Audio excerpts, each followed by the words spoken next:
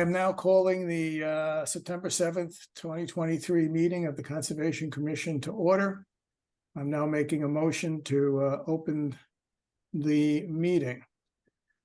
Do I have a second? Second. Okay. Any further discussion? For this vote, unlike the other roll call votes, I want everybody to announce their full name and an aye. Michael Lesser, aye. Keith Guttrow, aye.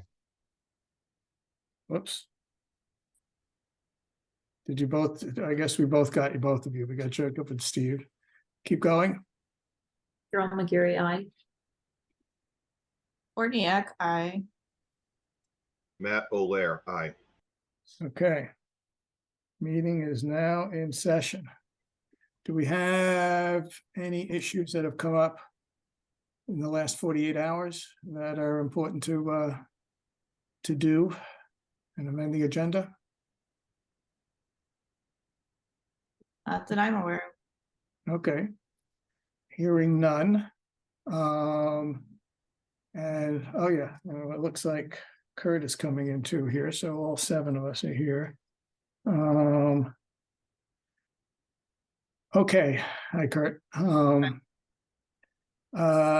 We have a few minutes before the first hearing.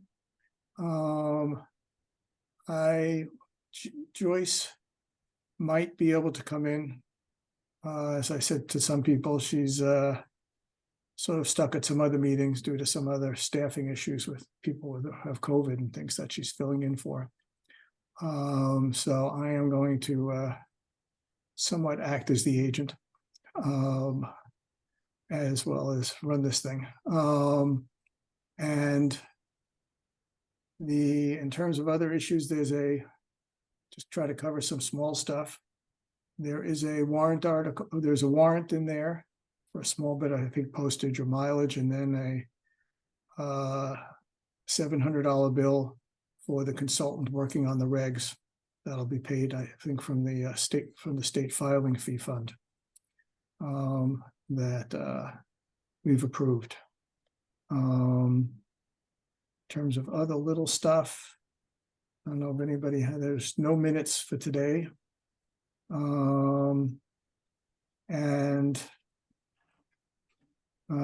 We'll see how we deal with fitting in the other discussions that we have here, which might be later in the time, depending on how the hearings go. I will do unless anybody has an announcement. There are some MACC classes, I guess I should note to people. There are the administrative approvals that are on the agenda.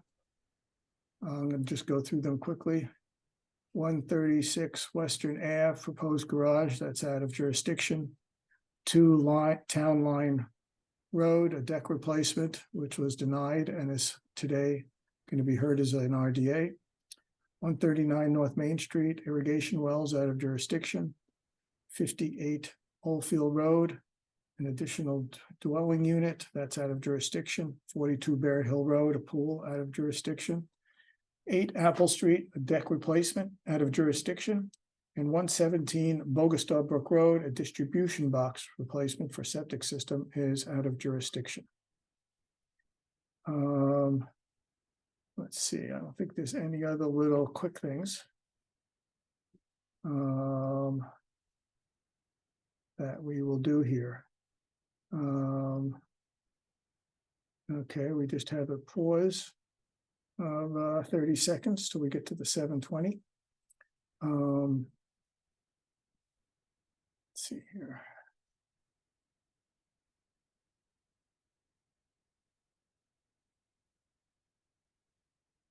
Okay. Let's see what we got here. Just get everybody on the screen here. Okay. 7:20. Notice is hereby given that the Conservation Commission of the town of Sherborn will hold a virtual public hearing using Zoom technology at 7:20 on the 7th day of September, 2023. The notice of intent hearing will be held pursuant to Chapter 131, Section 40 the general laws as amended, the Wetlands Protection Act, and the Sherborn, and the Sherborn Wetlands Bylaw. To consider a proposal by the applicant's representative, Karen Skinner-Controne, as well as the applicant for the installation of a septic system and a new home within a wetland buffer zone at Lot B, Hunting Lane, map 6, lot O, L or 0L/34. This application is available for viewing at the Sherborn Conservation Office. All persons desiring to be heard will be given an opportunity to speak at this hearing. Welcome to the folks on that. Although we don't have them in, they might not be in the file yet, but all of the today got straightened out. All of the green cards or all of the notification of abutters has all been taken care of, which Michael, so the note in the folder that says missing in a butter under the proof of mailing is been resolved? that's been already? resolved. Yes, that was resolved in the last hour or who knows what, or today, at some point today. Joyce let me know that that was resolved. So we can move ahead with this hearing, and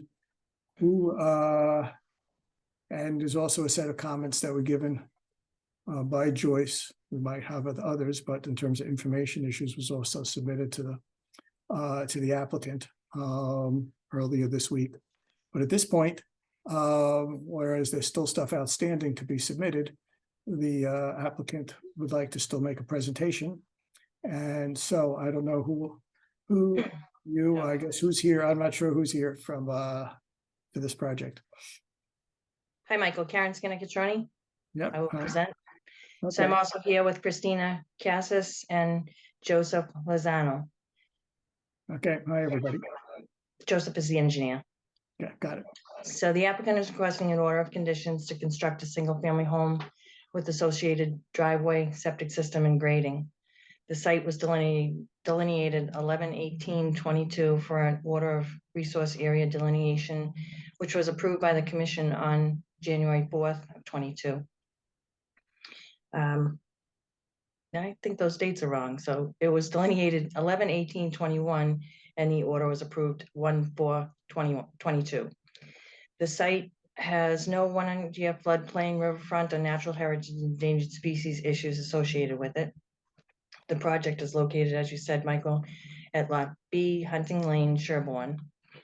So the applicant is proposing the construction of a single-family house, driveway, septic, and drainage.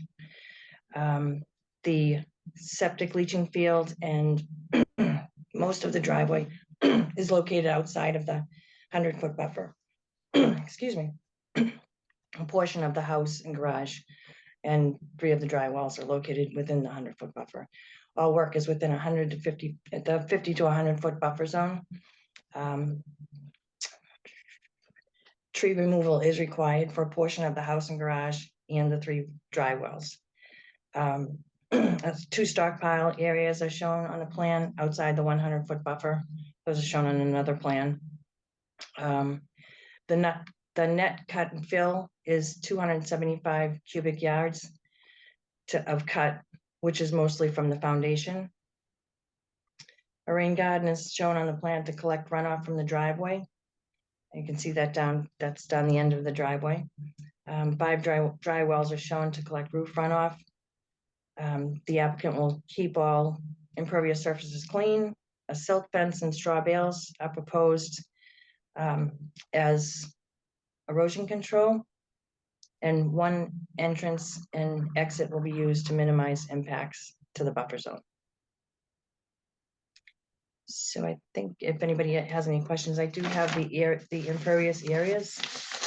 So the driveway will cause, the paved driveway will cause 6,155 square feet of impervious.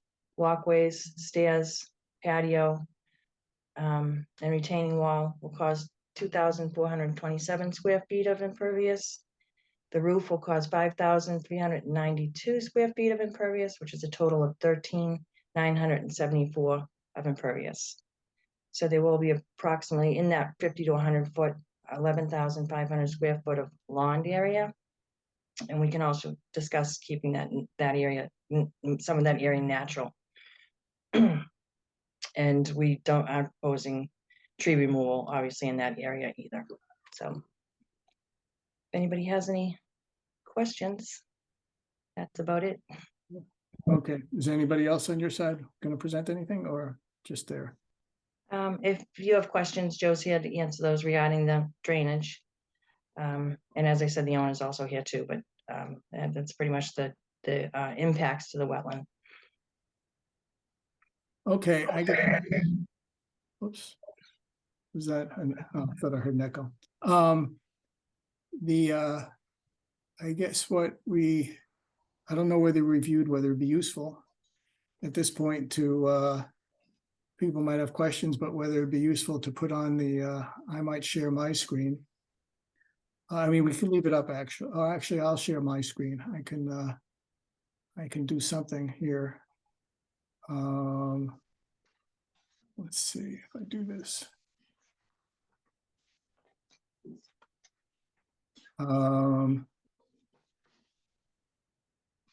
Let's see if I can get this out of the way here. So I did submit a revised narrative, going through most of these points. I can't see that. Okay, I don't know whether anybody can read these. Yeah, it's up and we can see it. I don't know if it's probably depends. Is the right-hand side issue larger enough to read? On my is screen, you could see the questions that were given to them. I did, and as I said, I did send a revised narrative. Part of the issue is that, right, when it comes on the day, we don't get a chance to I understand. do it so much, so therefore, I mean, this is not going to be resolved tonight. But Understood. do I need to make this screen, I just wanted to go through the questions and see what other questions people might have to add to this. Is this legible? I'm just trying to figure out whether I should make it larger for people. I can see it. I can see it. Okay, as long as other members can see it or they can have it on their screen for the folder. This is just taken from our folder there. And I just kept the plan on the side there.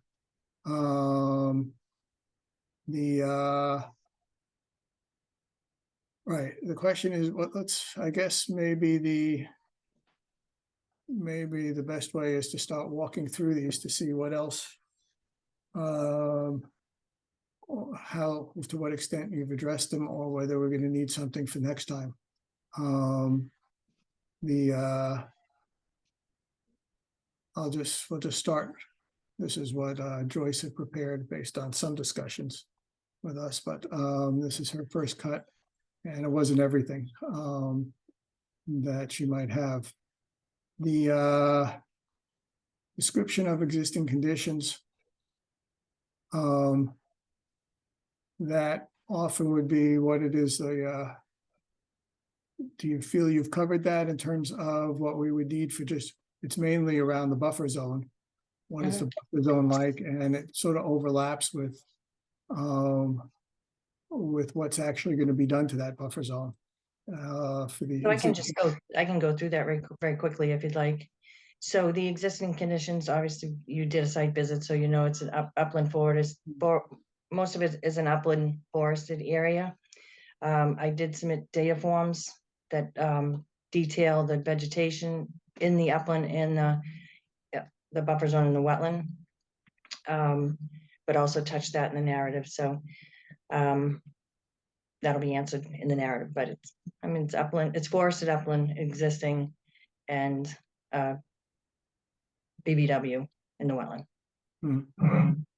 Yeah, I guess that this will become more of an issue in terms of what the changes will be. Yeah, I'm trying to think about the second one of the what detail we need in terms of the construction sequencing and whether the erosion control. I guess we haven't fully gone over all the erosion control that's on there to see whether that's going to be adequate given how steep it all is. Because of the steepness, we did propose rather than a compost stock, silt fence and straw bales. Okay, There's construction sequencing on the plan, okay, yeah, and we're calculating the estimated timetable approximately about a year. right. Okay, I guess then there is, in terms of the impacts, whereas you gave the impervious areas, we really need a table that's just within our jurisdiction, like what are the impervious areas? Joyce is gonna send me that table. Oh, what do you mean in terms of, She's gonna send me, she said she would send me a table that the commission likes to see. oh, okay, yeah, right, it's essentially simply,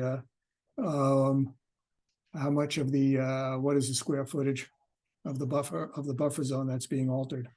And there's also would be useful sometimes to see what percentage of the buffer zone is going to be altered.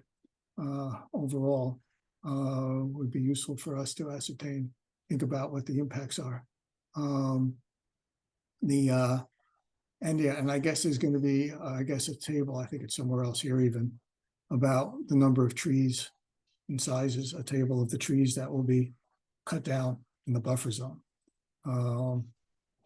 That is, and that's usually, I think it says it here, I think it's like 6 inches or larger. And the, I guess we'll have to go back and look a little closer with her about this, the erosion control plan. And then there's the issue of of mitigating. It's point number 5 is really the biggest issue of that there's a significant use of the outer buffer zone, and the issue of whether, I mean, we always try to ask in the way we do this, we always ask for avoidance first before we ask for mitigation. So it's sort of incumbent upon us to bring up that it would be nice if the impacts in the buffer zone, and I guess when you're doing the square footage of impact in the buffer zone, to distinguish between what's house, what's patio, what's lawn, what's landscaping, and then there's always the issue of trying to minimize, to avoid those kind of impacts in the buffer zone, and how, and then some story of how what mitigation you can give and what's going to be, how the I guess with all the new construction, whether how there might be issues of any sort of erosion and sedimentation that might be created by the new conditions, and whether everything is, I have to admit, we have to do a little bit more looking maybe here, whether all the details are here as to where where all the house drainage is going, rooftops and things, and any impervious surface, that where they're going, especially the areas in the buffer zone, and any of the area, and to the extent that it's outside, and whether there are, I don't know if there are appropriate calculations for showing that the dry wells and other kind of stormwater management are sized appropriately, which I guess whether that I can be, since I was hoping that Joyce would be looking at all of that, whether that's something that's already contained here, or whether the engineer that was here could see whether that's already presented, or whether he can provide the additional worksheets for that, to do that.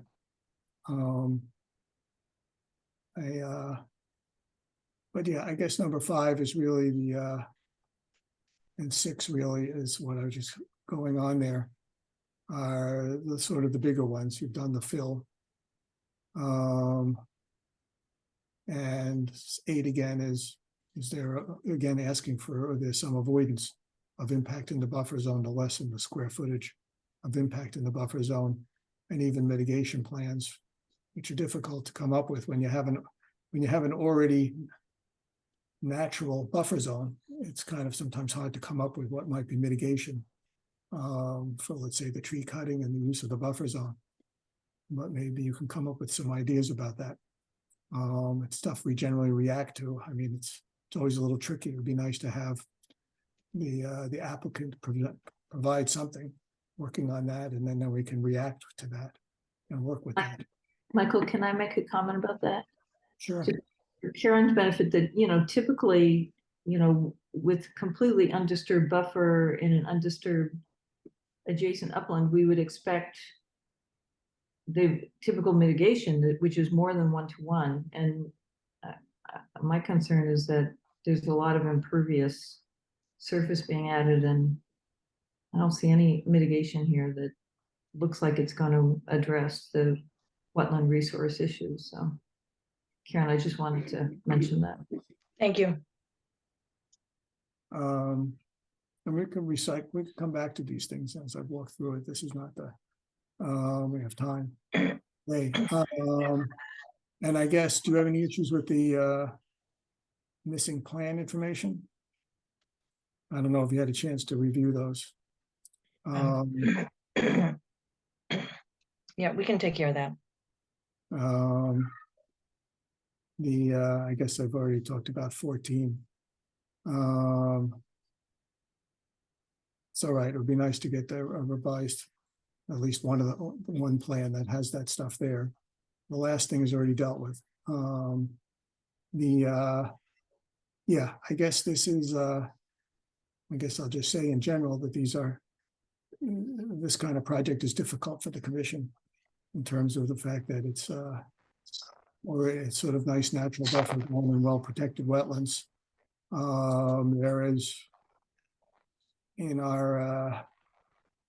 There are issues of what the impacts could be for the different interests of the wetland protection and how you're sort of avoiding them in terms of where the infiltration and erosion kind of things. It looks like, I guess the bigger thing is that, right, whether all the impervious stuff is appropriately somehow infiltrated. That would normally be done so in terms of the interest of protection of groundwater and pollution prevention, depending. And there's also issues of just even what chemicals might, to the extent that there's any lawn or landscape management in the buffer zone. We generally would like to have little or certain limited kind of chemical use in terms of nutrients and pesticide kind of issues to minimize the interest of pollution prevention. And so some sort of note of the extent that you keep any lawn in the buffer zone, which we would like to think that maybe that would be lessened, that there would be something written up about how that would be managed. It's just the part that's in the buffer zone. We don't have jurisdiction outside. And it's a matter of, we would walk through I guess we don't have it here, but the interests of the act in terms of, there's wildlife habitat issues. I mean, it's a little tricky as to what to say. Would be the taking, so to speak, here of that. But I guess I'll stop here at the moment and also just open it up to whether other commissioners have questions to add to this or thoughts to do that, and then we can go a little bit more back and forth in terms of what we're looking for the next meeting. Well, I mean, I'm not sure what else there is, unless somebody else has noticed something else that's not in this list. I'm not sure what else we need to go back and forth about, unless Karen or the homeowner or the engineer has any questions about this list, because I think it's spelled out pretty well. What we just need to, I know some of it was already submitted, just, we haven't had time to go through of it, and some of it just probably still needs to be done, like delineating the wetland across the street. But I think, if commissioners have anything else that they want to add to this list, or they should speak now or forever hold their peace. Oh, you don't have to forever hold your peace. Well, we do, because we only have 10 more minutes, so. No, I mean, if we come up with something, we could still send it to them if somebody. Yes, I know, but let's It be. would be nice, it would be nice if we can get it all together here. That's Yes. all, I would agree. That's all I'm saying is that, this is not the be all and end all, but we see a couple of people. Jacob and then Carol. One of the questions that I had is when the Michael, maybe if you could scroll down on the plan just to the street. When the wetland that's across the street is delineated, I suspect, though I guess that'll depend on what that shows, that a lot of the information that's already been submitted will have to be revised to take that into account, and I want to make sure that happens. So for in particular the narrative draft and some of the other components.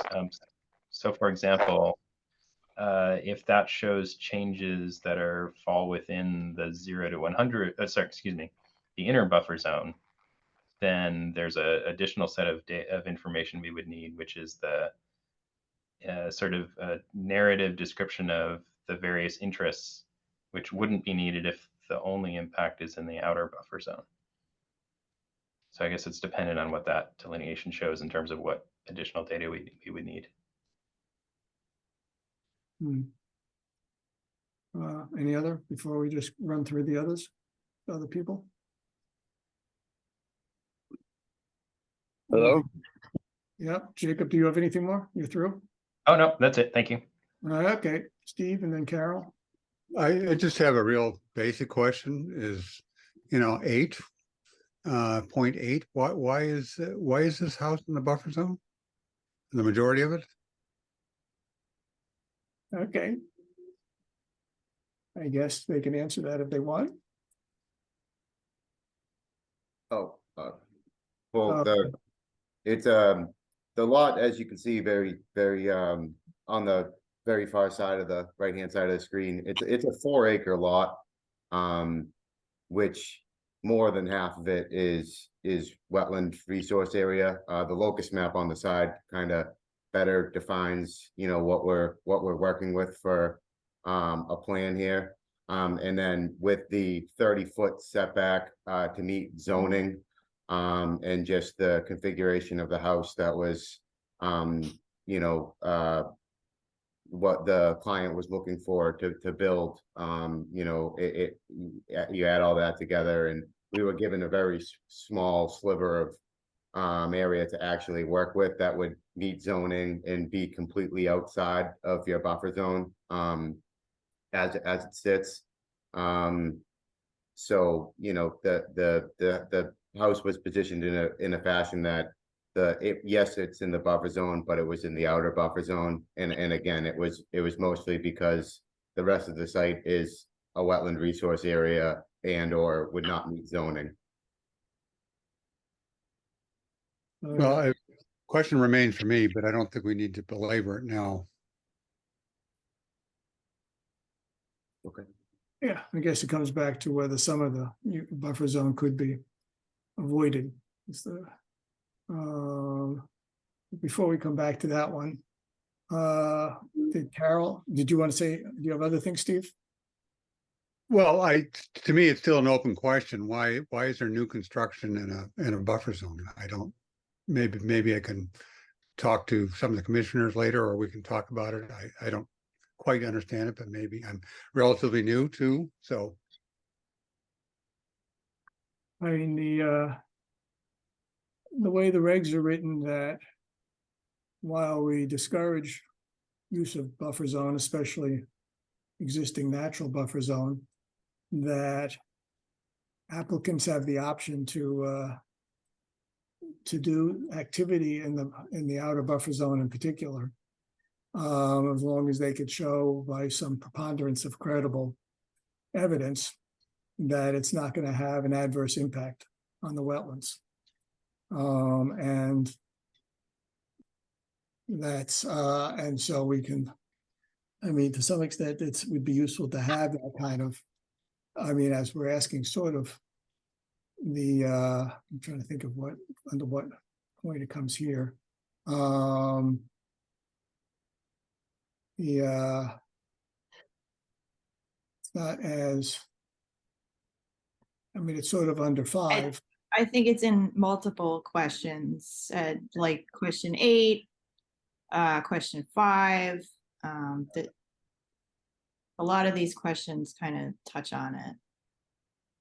Right, the question is whether we could be more specific about the fact that it's against the interests of the Wetland Act, that we're looking to have the justification that there's not going to be an impact from doing this work in the buffer zone, which hopefully could be lessened in some way, but the volume of it and the type of it, and that against the things like avoiding protection of groundwater and is done, which is part of the issue of where everything is infiltrated.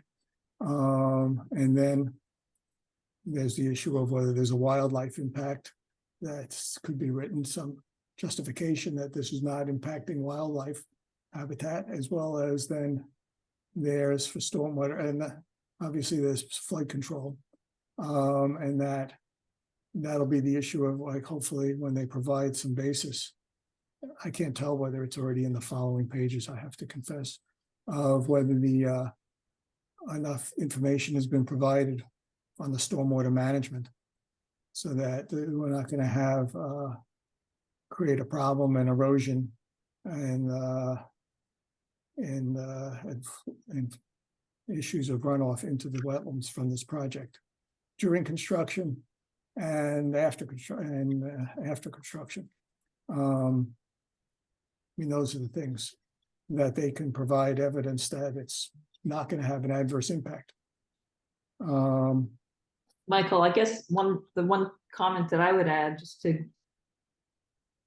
probably add on to also what Steve Grimshaw just says. I mean, at this point, it appears to me that it would have a negative impact on the wetlands because of the amount of impervious surface, part of which is the house, and we know that very often people want to cut down the have lawn around their house, and even if it isn't there to begin with, they'll cut it down. So I guess that's where I said, I think, Karen, you really need to convince us, I think, that there somehow this project, which is, a substantial amount of it is in the 51 to 100, won't have a negative impact. So, but that's on you to present that evidence. So I, just to summarize what I'm hearing, I think it sounds like the commission, as it stands right now, there's a lot going on in the buffer zone, and it looks like, just currently, without knowing what mitigation and whatnot, whether impacts can be minimized, it looks like, we're thinking this could have impacts on the wetlands, so we're looking for more information or mitigation to show that it's not, or some changes to the plan. So I hope that gives some direction to the applicant's team for the next hearing. Is that correct? Carol and Steve? Yeah, I think that's a good summary from my perspective. I just gotta make sure I'm on the same page here. All right. Whether it's clear enough to the applicant, and whether you can obviously be talking with Joyce before the next meeting. And whether you, because we're at this point, we're gonna move on to another hearing, but we could, we're gonna continue the hearing to the next time, assuming you'll be ready with some more additional information. Does it make sense? You'll have some stuff prepared for the September 21st meeting. Is that enough time? Yeah. I mean, we have some of the stuff that you sent now, and then there's, just I know, like, we have to update the plan with the delineation and whatnot, but 21st should be okay. Is that a yes? Aaron? Yeah, okay, cool. Okay. Ka- They're not gonna Karen, move it. Okay. Yeah. Oh, you go. oh, I was just gonna check because there isn't. Oh. I just wanted to check because we always forget. Are there any abutters on the call that would like to just ask any questions? It's not over. We're gonna continue it. We'll be back for more, but if anybody has any questions so far, I just wanted to check before we continue. No? Are you Anyone? guys, are you available on the 21st? We could continue this to Yes. Can you guys hear me? 7:45. Oh, we have someone, Michael. Can I'm you hear sorry. me? Oliver. Yes. Yeah, I'm in a butter. I live at 44 Brush Hill. So our house is very close to the line there. And I know this is about wetlands, and I was, kind of concerned about that. But I was also, this is maybe not apropos or to this meeting, but I was wondering about the well stuff, because like part of our radius, our 100-foot radius of our well is on their proposed site.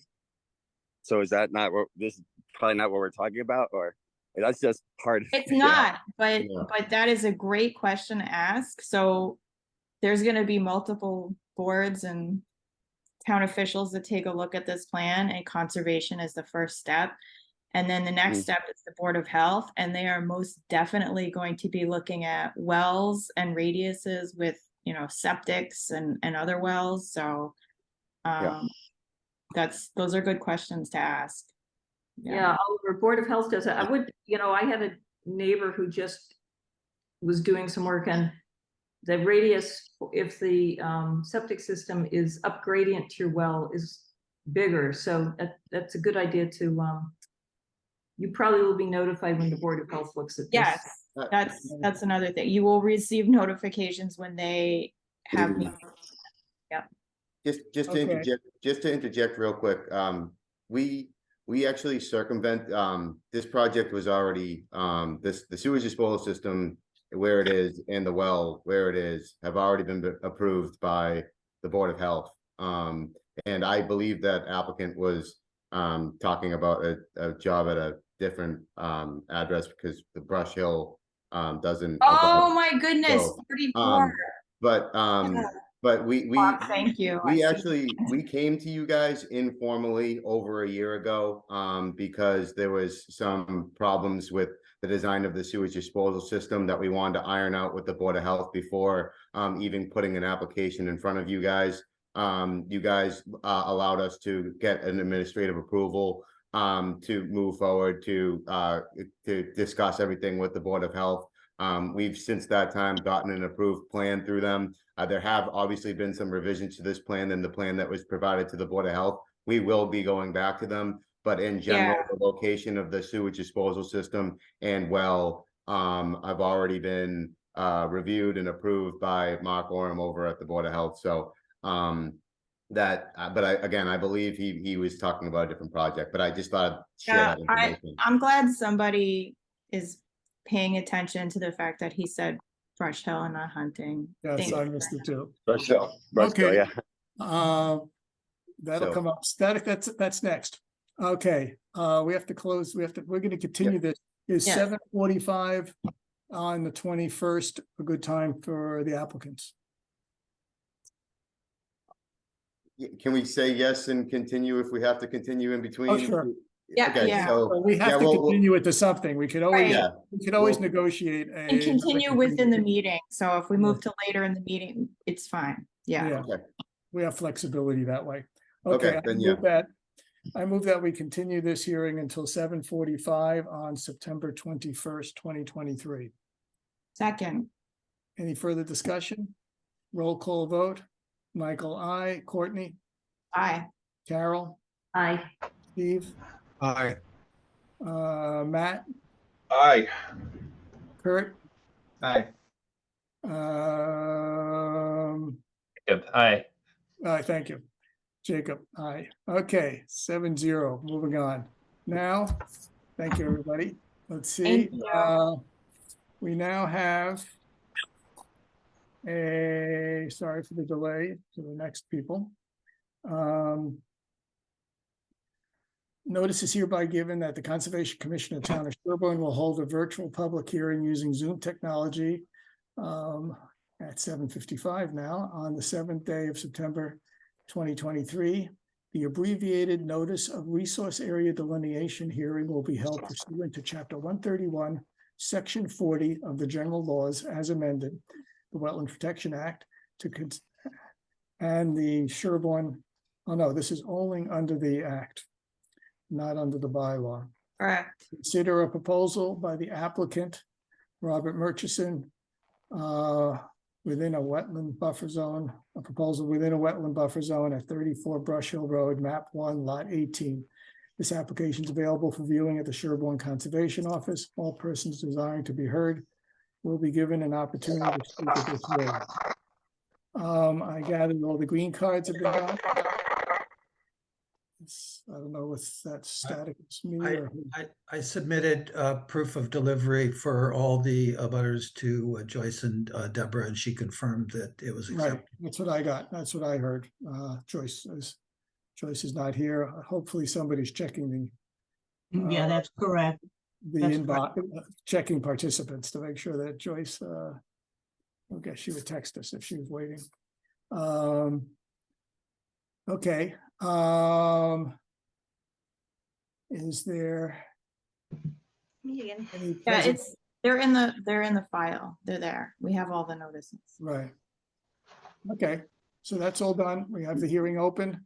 Is there any presentation you want to make before I go over what we've done for our review? Yes, Michael, I'm here to make a presentation for this hearing. Sure. I just had to switch computers because I was having some issues with my microphone. I hope that didn't distract anyone. So, my thoughts there. So, the area was, the wetland was delineated on 5/7/22 by myself. I delineated 2 wetland areas at the rear corners of each side of the lot. One at the northeast corner and west corners in the rear. The northeast corner brings the buffer zone into the lot about 100 feet. It kind of skirts the corner of the, oh, I don't have the plan up. Can you put the plan up, Michael? Yes, I was just about to I go. almost got a brain from my microphone. Yeah, right. I'm going through the files here to dig it up here along with the comments here. Let's see here. Okay, let me go pull you up here. Okay. Sorry for the delay here. Nope, that's not the one we want to see. Plan. Okay. Okie doke. I'm ready to share.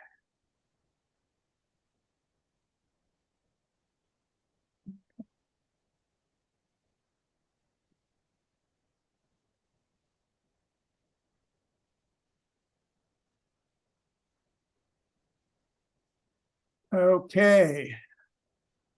Is this good enough for folks? People can see I also have our comments that we can go over. Whoops. Maybe that's too magnified.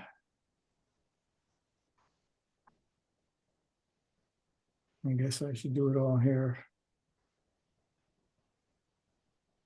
Okay, here's the wetlands that she was mentioning up in the northeast corner. And Yeah, then they're on site, and then there's buffer zone over here in the lower, whoops, in the lower area. You can go on now. So as I was saying, that the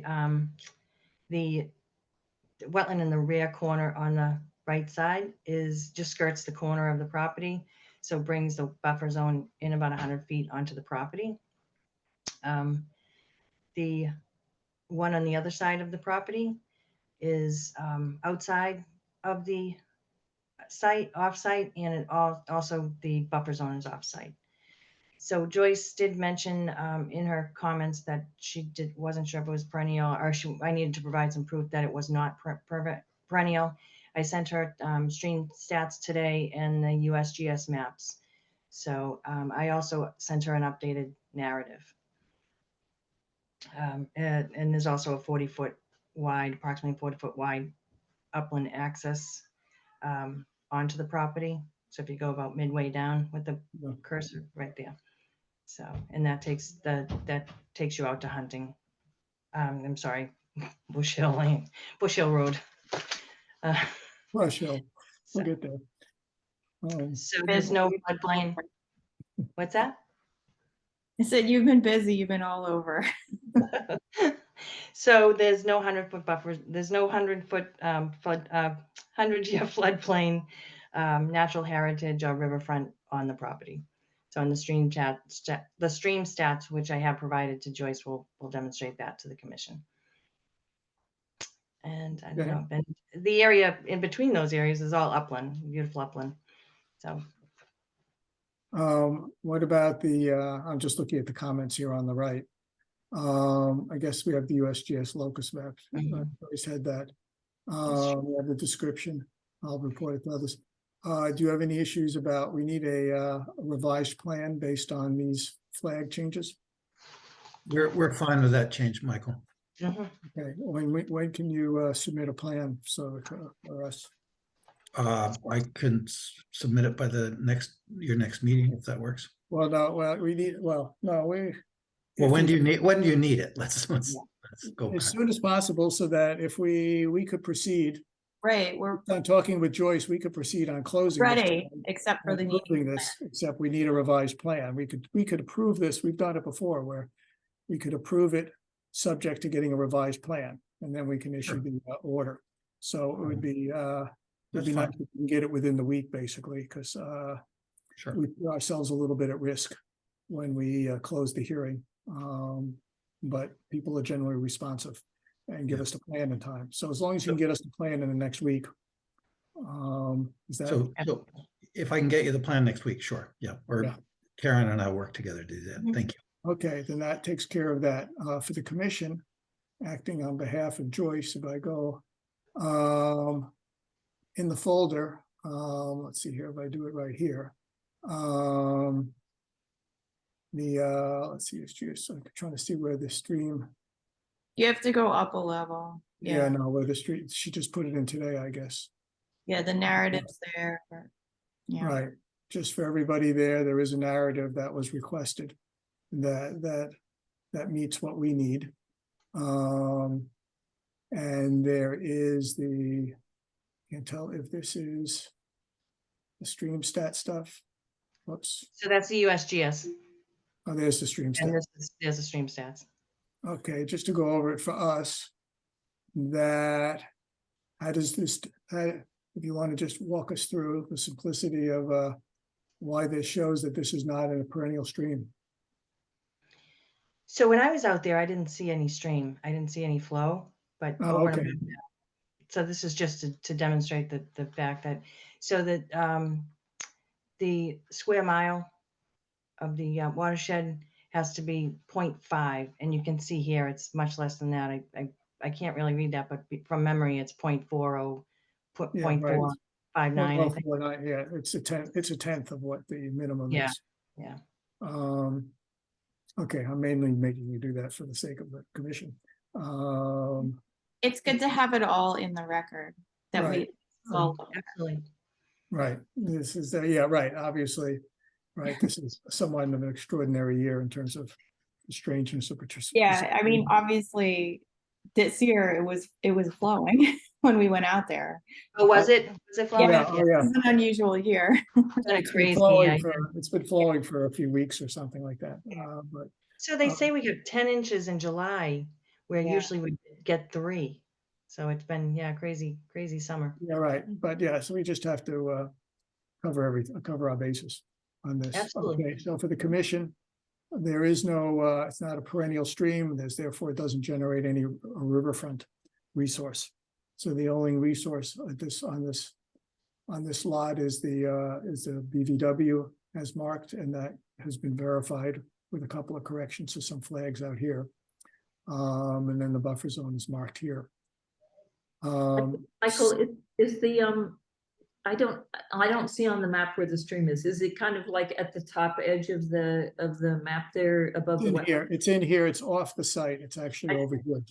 Okay, It actually shows on USGS as a hydrological connection.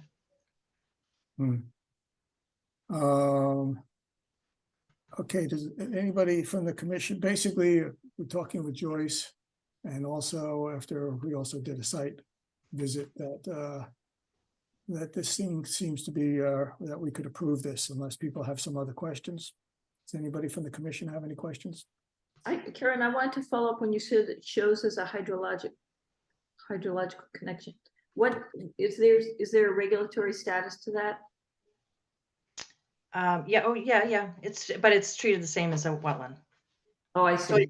So it's not a perennial stream. Okay, got you. So they're just calling it a hydrological connection, so it could be an intermittent stream. What we usually think of as an intermittent stream. Right. Okay. Any other questions from the commission?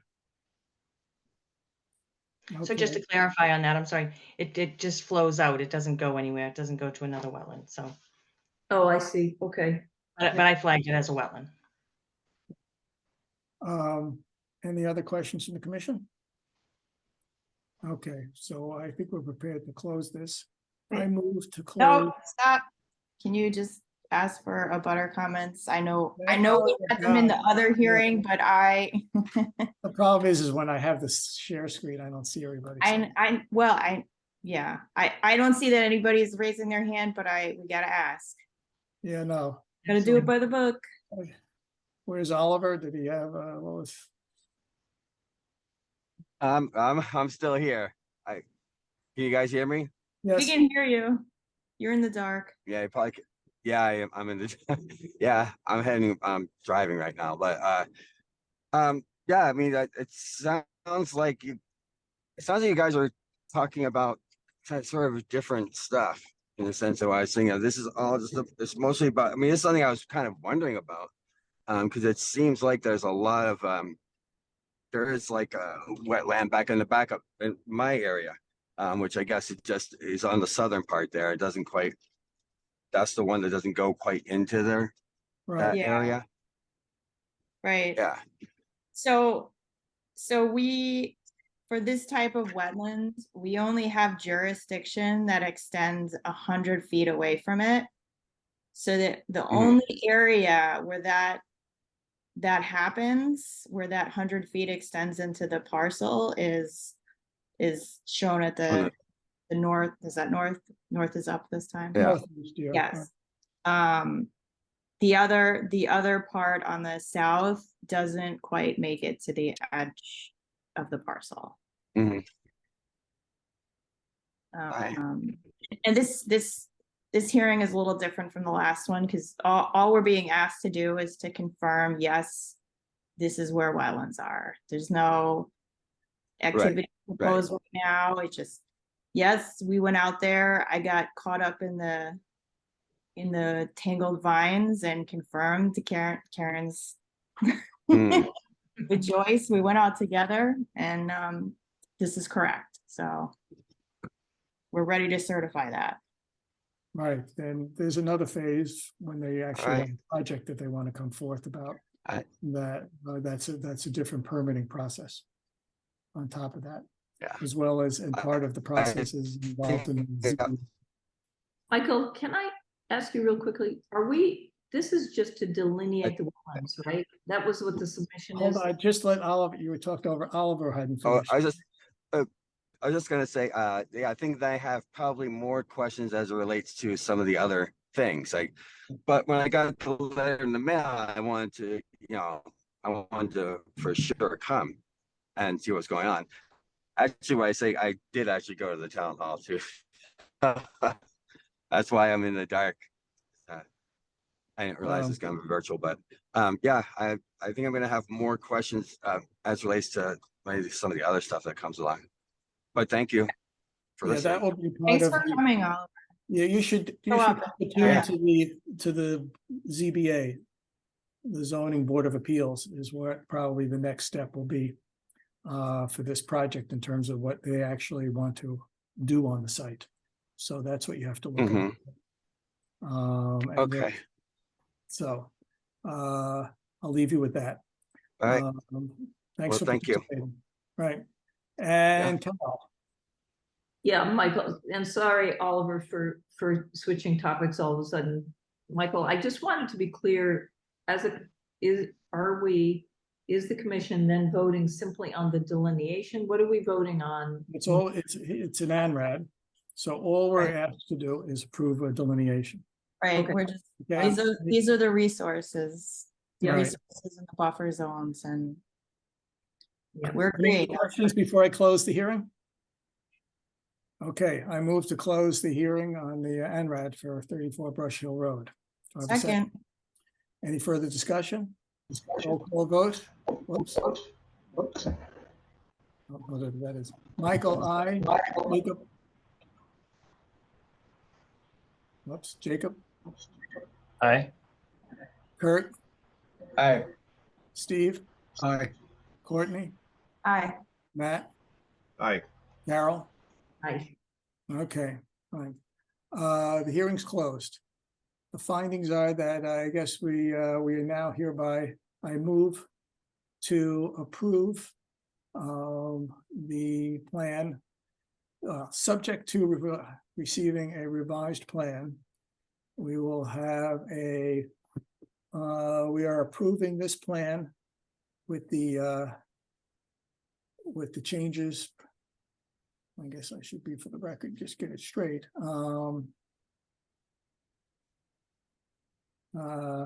The two wetland flags.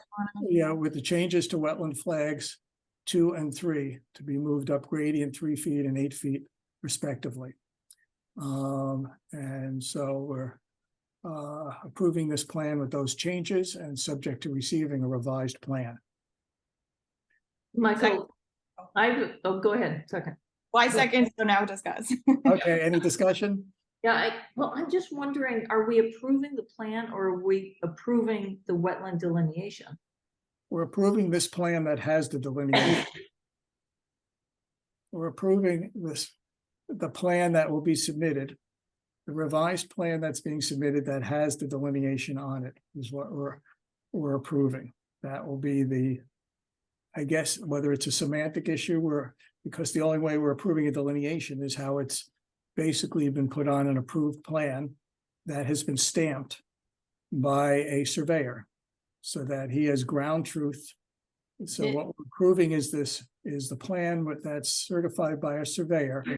Who has So you're gone- saying Read the there's findings on the ORAD form, it's the ORAD determines that the boundaries of those resource areas noted above on the plan have been delineated and approved by the commission and are binding as to all decisions rendered pursuant to the Mass Wetlands Protection Act, yada, yada, yada.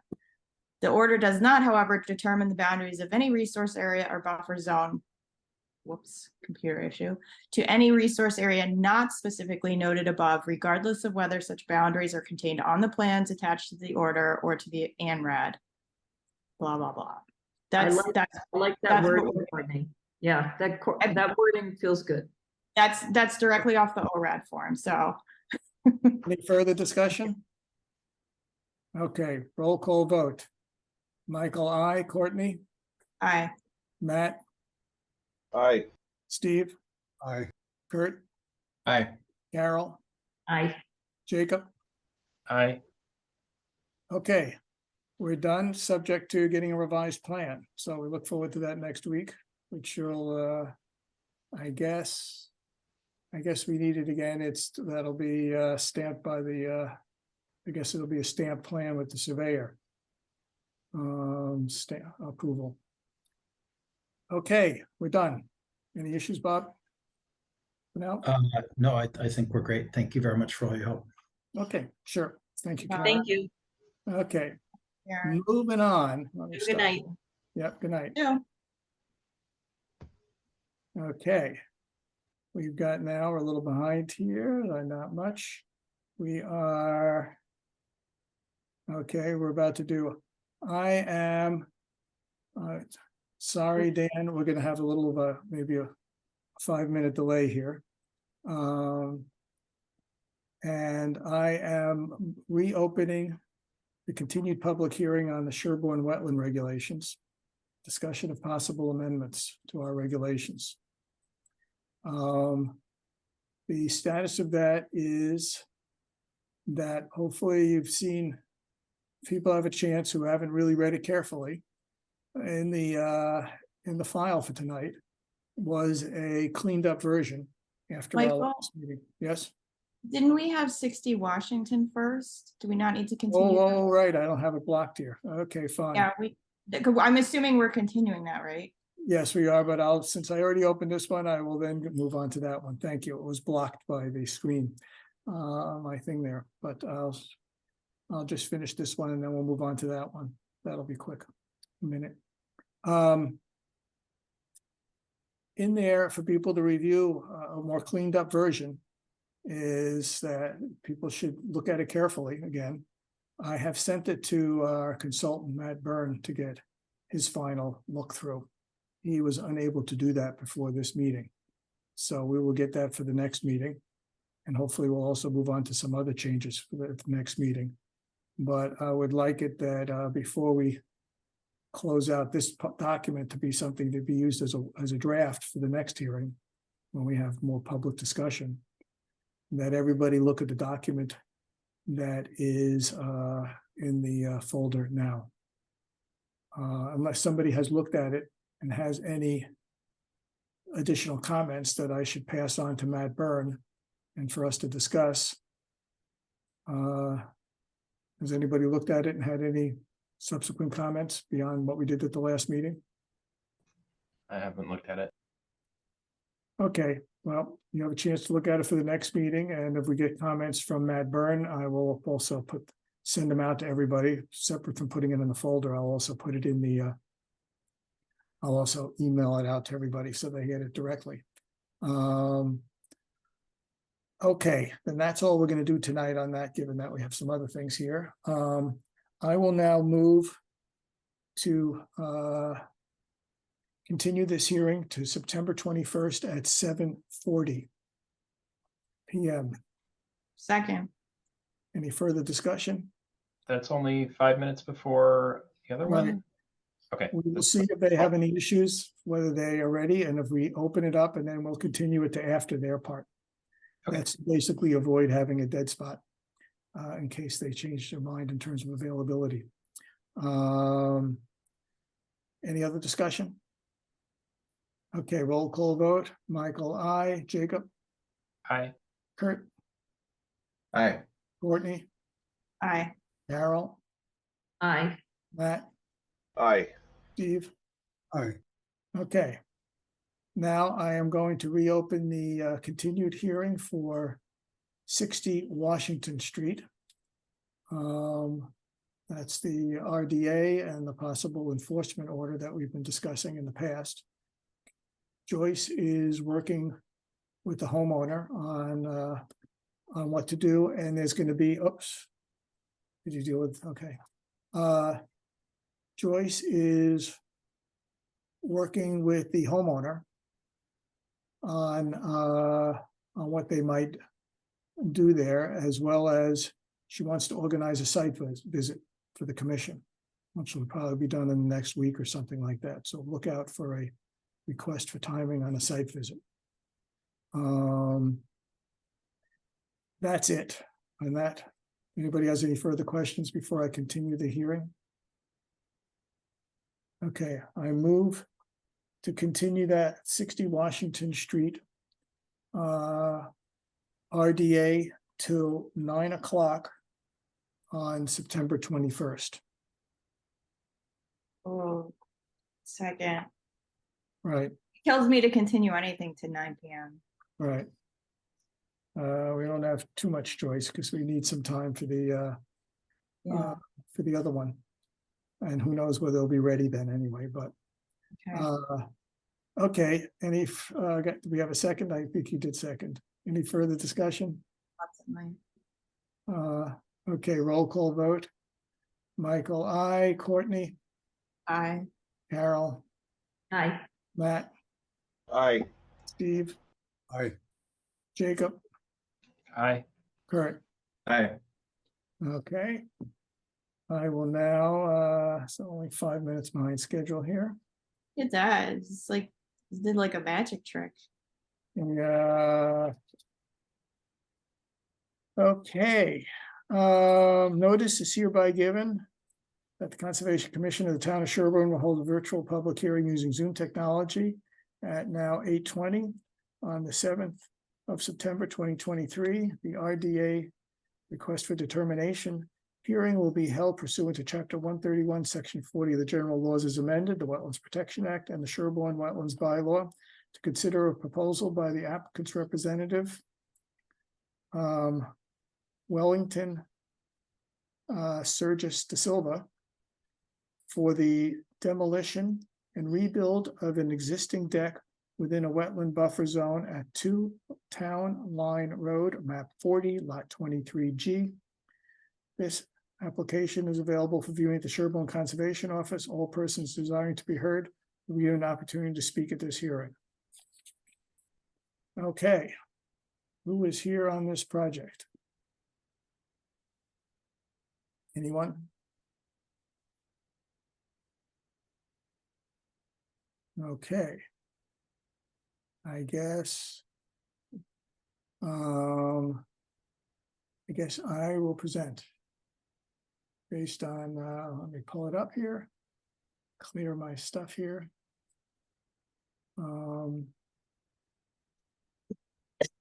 Excuse me. Michael, I'm seeing that Dan McIntyre is here. Is it possible that he's here but isn't aware? I don't know whether he's representing them. I don't know. While I'm doing this, Dan, you could tell No, us what you're here for. I'm here with Lisa Mulcahy for 29 Bear Hill. Oh, yeah, that's If good. you have any I questions on it. I thought he was just here because he liked hanging out. Yeah, Well, that too. okay, fine. We'll be doing that next. Yep, This coming right up. Won't take long. Let's see, 2 Lime Road.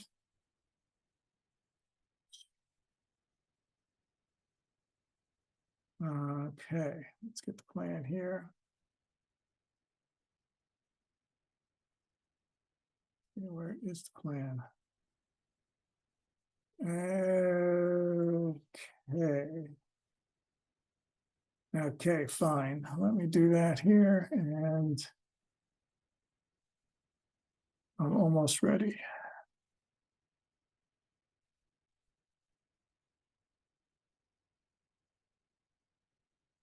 Oops, wrong file.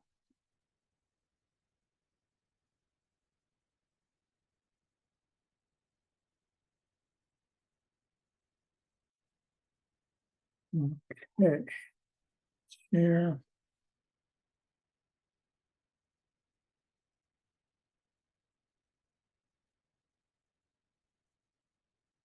Okay, this RDA is for reconstructing the deck here that's on the right. An existing deck with essentially the same footprint, might be a tad smaller. Partly because there's some integrity issues, and as you can see above, there's a tree that has grown into the has aged along with the deck. On the left-hand side, I'll make this a little bit bigger here.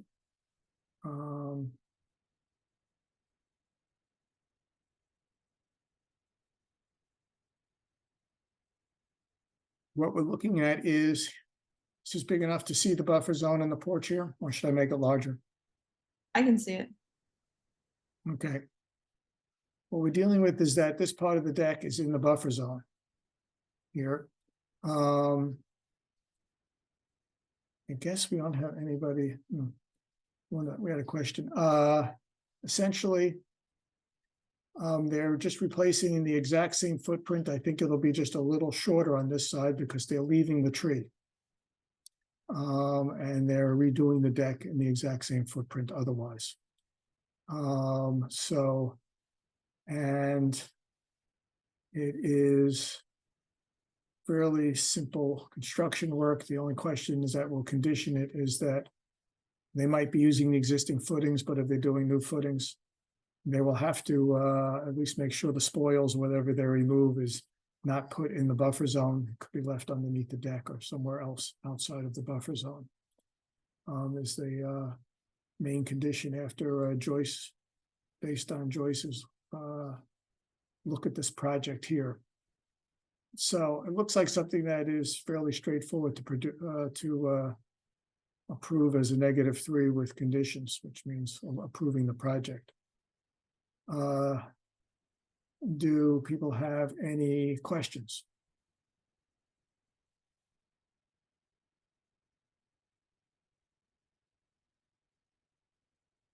Hearing none, I'm gonna go back here. Just want to see what she had here. She just had pretty standard stuff in the special There it condition. is. I have it here on the side here. The only thing that will be added to this is about the footings. This is just the project description, limiting it to what they're doing, limiting the work, what they've talked about. There's no tree removal, all disturbed areas will be stored. There's no stockpiling, and there'll be a condition about if there's any new footings, that they will be, the removed soil will not be put in the buffer zone.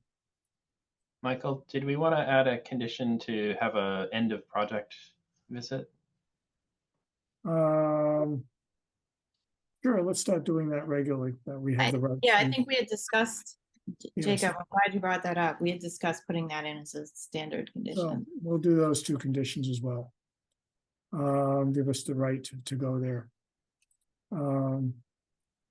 Okay, any other questions?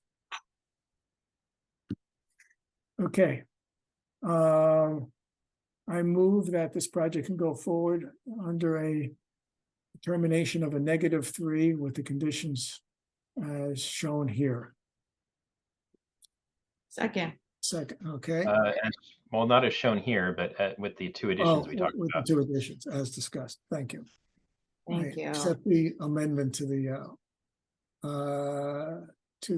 motion.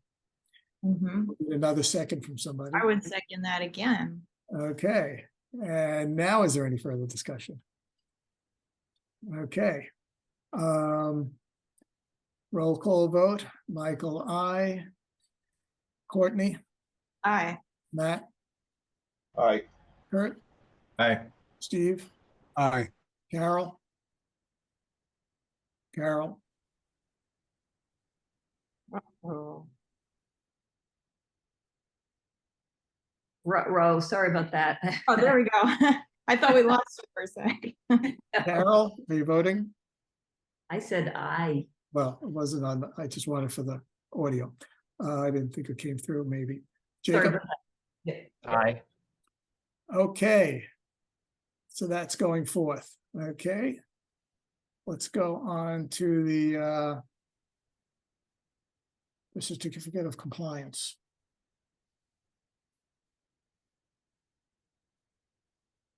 If those recall, let's see what we need to do here. Let's see what we bring up here. As you remember, the one outstanding issue from our last discussion was this line of rocks and needing a more permanent demarcation of something than just those rocks. What was negotiated based on what we talked about last time was to get a monument moved to the middle of this row of rocks, as is done here. And so there's now a marker there. As I think there's actually a picture of them, or is this the, yeah, this is another one. I can go back. I think that, yeah, the other's like that shows it moved to the center. It looks exactly what we needed. I thought that was a really good idea. The idea to shift the marker over, so. Right. So that's what we have. So unless, so this is in line with what we had discussed last time and talked with the applicant, and they acted accordingly. So Unless somebody has some questions, I think I would vote to, or we can move to a vote to approve the certificate of compliance, issuing it. Does anybody have any questions? Were you making the motion yet? I'm about to do it. Okay, go. Having, yeah, I was just giving a pause for no, somebody to I'm unmute or just trying to something. follow. I've spent more time talking about it. Okay, I move that we issue the certificate of compliance for 29 Barrel Hill Road. Second, Any further discussion? Okay, roll call vote. Jacob, Aye. Michael, I, Matt, Aye. Courtney, aye. Carol, I, Kurt, Aye. Steve. Aye. Okay, Lisa, thank you. I'm glad we worked it out. And Dan. Thank you. Thank you, Lisa and Dan. I thought that was a good solution. Yeah, it came out good. Thank you. Okay, good. Have a good night. Okay. Now. Oh, look who's here. Our favorite mascot.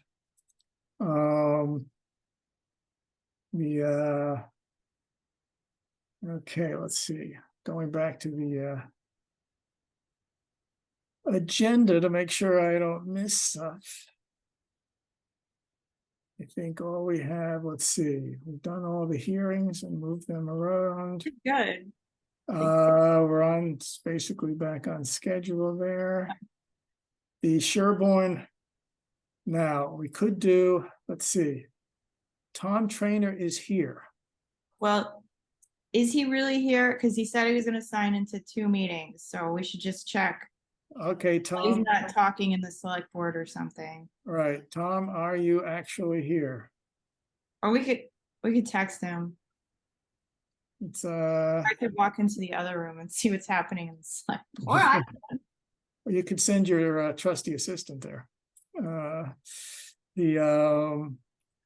Okay, why don't we, He's avoiding we bedtime. can- That's not a you can ask him if, actually, if you want to text him to see that we could handle him. In the meanwhile, let's, the only other item we have left here, done all the stuff there, is beginning a discussion about the 40B project Farm Road Homes.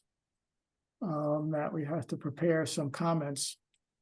I should have let Bob know about that, but we're gonna sort of finalize whatever comments we do, probably, hopefully, partly at the next meeting.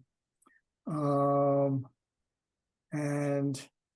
for now, this is sort of a beginning discussion because we haven't had time to talk with the peer reviewer.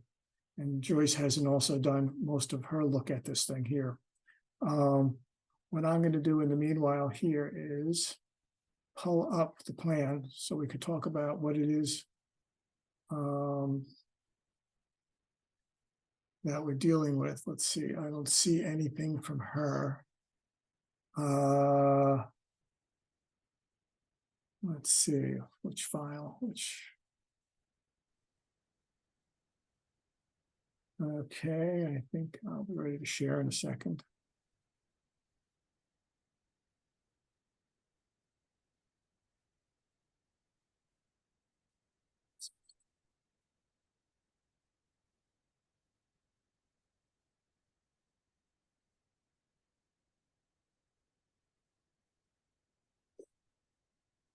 Okay, there's sort of 2 cuts on this that maybe I'll show.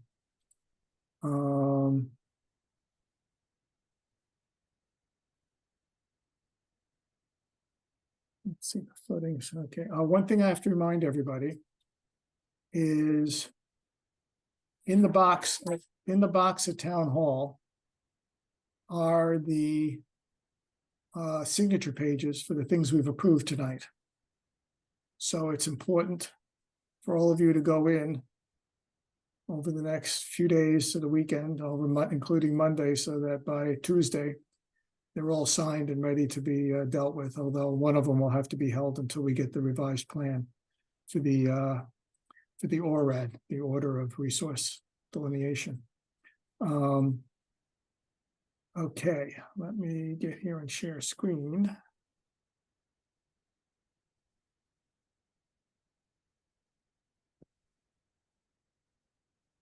That work? People see? Yep. Too well. Okay. This is the proposed project. There might be obviously changes might happen during the ZBA process. And what we have here, our job in the short run is that the ZBA represents us underneath the floor and under the issues of anything that comes under the bylaw. Whereas they will have to come to us for a formal permit with some sort of a request based on only under the state regulations. That will be what will come down the road. At this point, we have to see what conditions or issues we would raise that would fall under the bylaw, and see whether we can whether there's some conditions or issues we have, and would have to convince the ZBA that these are conditions or changes or issues that they would agree to, that they think are of appropriate importance to include in their permit. Their permit is a fairly lengthy document with all of the conditions, the equivalent of a very lengthy order of conditions. And they have to weigh our issues of wetland protection against a set of other interests, such as the need for affordable housing in the area. And so often some of those are some issues that are of some not particularly strong, compelling issues on wetlands, and other issues that are at the local level can be overridden in this comprehensive permit. There's what's called a list of requested waivers, which is in the folder, where they ask for waivers they ask for many pages of waivers from our local rules, not just wetlands. And that's what the ZBA has to adjudicate, is whether any of those waivers they grant them, or whether they want to discuss having to not grant them and make an argument to either get the project somewhat improved or changed, or they could decide not to approve the project, but that is a significant hurdle. But they have done that before. So for us, we have the issue of at the local level, although I'm not finished working with Joyce on this, and she's not finished working. We have this isolated land subject to flooding, this pond here. Under our jurisdiction, it has a buffer zone. Under the state jurisdiction, it does not have a buffer zone. So that's one significant difference that we have to look at. There are also stormwater issues. What are my notes here? There they are. And there are stormwater issues that they do have to comply with, in any case. They're at the state level, and that's going to be handled as part of the ZBA process. There's the standards, 9 standards, which I won't go into now, but people could read about it. I guess we should make up a summary of them for people to look at for the next time. Often people don't know what they are, but we can produce a document so you know what it is they'll have to comply with. And an issue that they have to do that in any case, but then there's an issue that would be more appropriate for us and possibly handled under the state permitting that they will do with us, is that there is right now there's a stormwater overflow connection down here that empties into a buffer zone. which comes under our jurisdiction. So that one, we have to think about how that's going to be addressed as part of this peer review under the stormwater. And meanwhile, we have to think about what it is we think about this buffer zone there. And that's our task, is to come up with some of that. Before I take comments from the audience, does anyone want to have any questions before we just even talk about this? I have, I have a question, Steve. Bob Murchison, when we were last discussing this project, said that there was a man-made pond. Is that a distinction that is important in determining whether there's a buffer zone or not, or does it have a different status if that is the case? No, it's already been accepted as an isolated wetland subject to flooding. So that's already been decided. Okay. So in the buffer zone issue, we have it at the local level, but it's clear that it doesn't exist at the state level. So that issue is fairly straightforward at this point, I think. Okay. Carol? Yeah, I think this came up when this first came up, we had some kind of statement we gave ZBA, but I think one of the things I would suggest is a wildlife habitat study. You know, it's interesting that there's that pond, and then right now we know it's surrounded by kind of like a field that probably is mown once a year or something, which seems to me like it could be good habitat for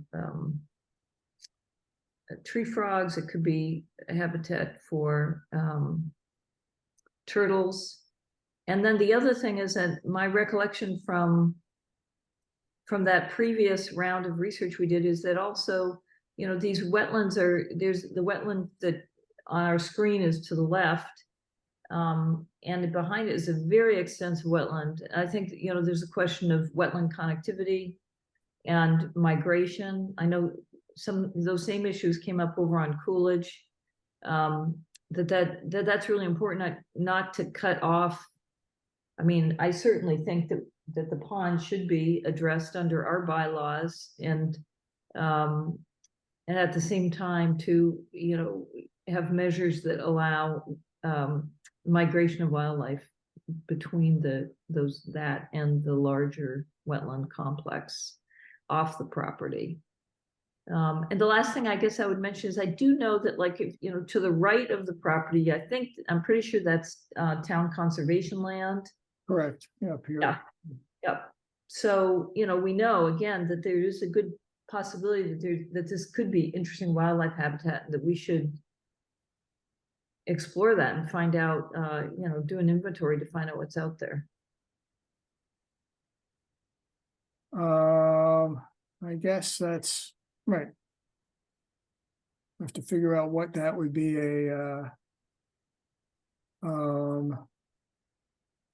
whether that's a condition that they would accept and whether we do, because I guess I have to think about that.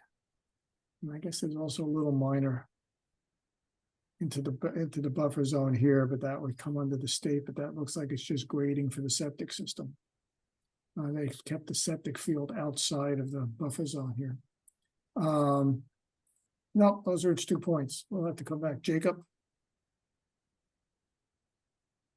Sort of 2 questions. One, on this plan you're showing us, there's this limit of disturbance which goes around the whole the center of the development area, except that there's all sorts of activity proposed outside the limit of disturbance. And given that means I don't understand whether there's other planned disturbances elsewhere that aren't shown on this map. I don't know how this is. I don't know whether there's anything in here relevant to us, because that, like the wells and the solar stuff, is obviously not in the buffer zones.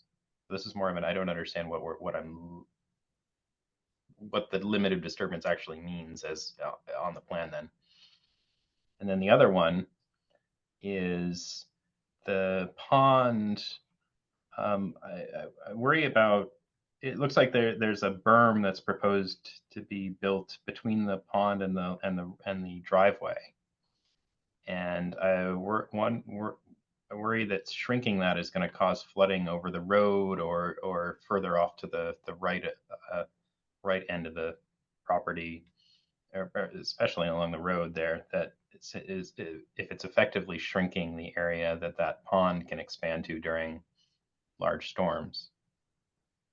Yeah, no, I agree. I think that's what I'd like to have. At some point, I'd like to think we can get a meeting with the stormwater peer reviewers to make sure that they should be calculating the capacity and all the runoffs and what might be flowing into the pond and what would be under the 100-year storm, whatever, even though unfortunately the 100-year storm designations the new ones have not come through DEP's review process. So that they're gonna be permitting this under the older ones. But yes, I think that's an issue that we will bring up and make sure that the stormwater reviewers do just what you're talking about and take that into account so that there's no increase in flooding. And that all the stormwater is handled. But no, that's clearly an issue of that we'd have to make a comment on the stormwater capacity for that pond area. Okay, that's another point. I'm just making note of them. Steve, did you want to say something again? Just to piggyback a little bit, am I in? Yes, just to piggyback a little bit on what Carol said is, this may not be important, but if that pond area around it was wooded, it'd probably be a very classic vernal pool kind of environment. And so it would have wildlife value. I'm not sure if that's relevant to what we discussed, but it probably was originally a very nice vernal pool. Yeah, I don't know. I mean, that's maybe part of the Doug thing is that it was a man-made pond, is that it's not clear if it's ever achieved that status, but it hasn't been found to be a vernal pool or that kind of habitat. So I'm talking about restoration, not if that ever was part of the equation. And as a mitigation option or something like that. And there may have well been a pool there, probably was. And it may have been deepened, maybe not have been deepened. Yeah, we don't know. We don't have a good sense of that. Like to think that they didn't basically override an existing vernal pool when they did that there. But no, I think it's an interesting mitigation issue of whether some of that area whether that would be better habitat if some of that was left unmanaged. But I guess the property line actually, I don't think the whole pond is part of their property. Because I think up to the edge here, we have to go clarify how much of that is there. But we'll come back to this. I just want to get the general high level stuff. And then we'll come back and think of what we want to ask about wildlife stuff. Anybody else from the commission before I take some comments from the public? You know, Michael, my last thing is, I know we've talked about this before, that at one point there was a hydrological connection along the street there, and then I think the town actually did something to change that, and there's various changes of elevation. And so again, getting back to, where is the water flowing here? I think it's really important to clarify. I mean, up there in the front of the project, there's a lot of impervious surfaces. I can't tell what the changes in elevation might be. So I think that's another, because you could have, it's just hard to know how that water will start flowing down toward, we had, protected the wetlands on the abutters property. And those may now get more flooded or they may dry up. It's very hard to know, because there have already been some changes to topography, and this would obviously create more changes. Yeah, I mean, all that kind of stormwater stuff, the stormwater review will have to cover that, because a lot of the standards is that they have to match preconditioned hydrology on the site there. So that some of that stuff will be covered. At this point, right, there is no hydrologic connection between this project and the existing wetlands over here. Whether there was the stormwater conduit there or not, it's no longer there for whatever reason. The fact that they're introducing the possibility of creating this hydrologic connection is clearly something that we have to get some review of. Yeah. That's clear. Jacob, did you want to? Oh, sorry, I forgot to lower my hand. Okay. I'll come back to the commission. I see one hand raised in the public. Brian, would you like to speak? Yes, if that's okay, thank you. Just trying to get the camera on, sorry. Good evening, Brian Moore. I live at 49 Farm Road. Michael can show you where my house is. It's right on the left-hand side of the screen. My wife and I have been appearing in front of this committee for the last 2+ years about this very project. I think the committee should represent for those either as a refresher or for those who remember that for about 2 years we've been saying that the Phoenix Partners was going through a phased development of multiple parcels next to our house, which of course has proven true. And in the course of phasing his project, he's significantly avoided local bylaw and local regulations by the manner in which he's applied for these things. Just some very basic notes. I think it's very important for, number one, for the commission to represent that the pond elevations that are depicted on these plans are the lowest water elevations that came about as the result of the 2 worst drought years in our recent history, and in no way reflect the annual cycle of water that flows across the top part of that parcel. On these plans, if you were to apply 4 or 5 of the most recent flooding years when we've had significant water up there, the boundaries of that pond would have extended all the way to those first houses on the western side of the entrance road there. So that really is the area of jurisdiction under the state law, not just local law. So we have one of our questions is about the process. When this applicant originally came before your board, he applied for single family wells, I believe 3, and the commission issued a notice of intent. I'm sorry, they issued an order of conditions for the installation of 3 private water supply wells for 3 single family residences on this very land. And in doing so, memorialized the boundaries of the area subject to jurisdiction. Now, at this point in time, the applicant has obviously changed course and is going a different route, yet that order of conditions has been recorded at the Middlesex Registry County of Deeds and remains in effect.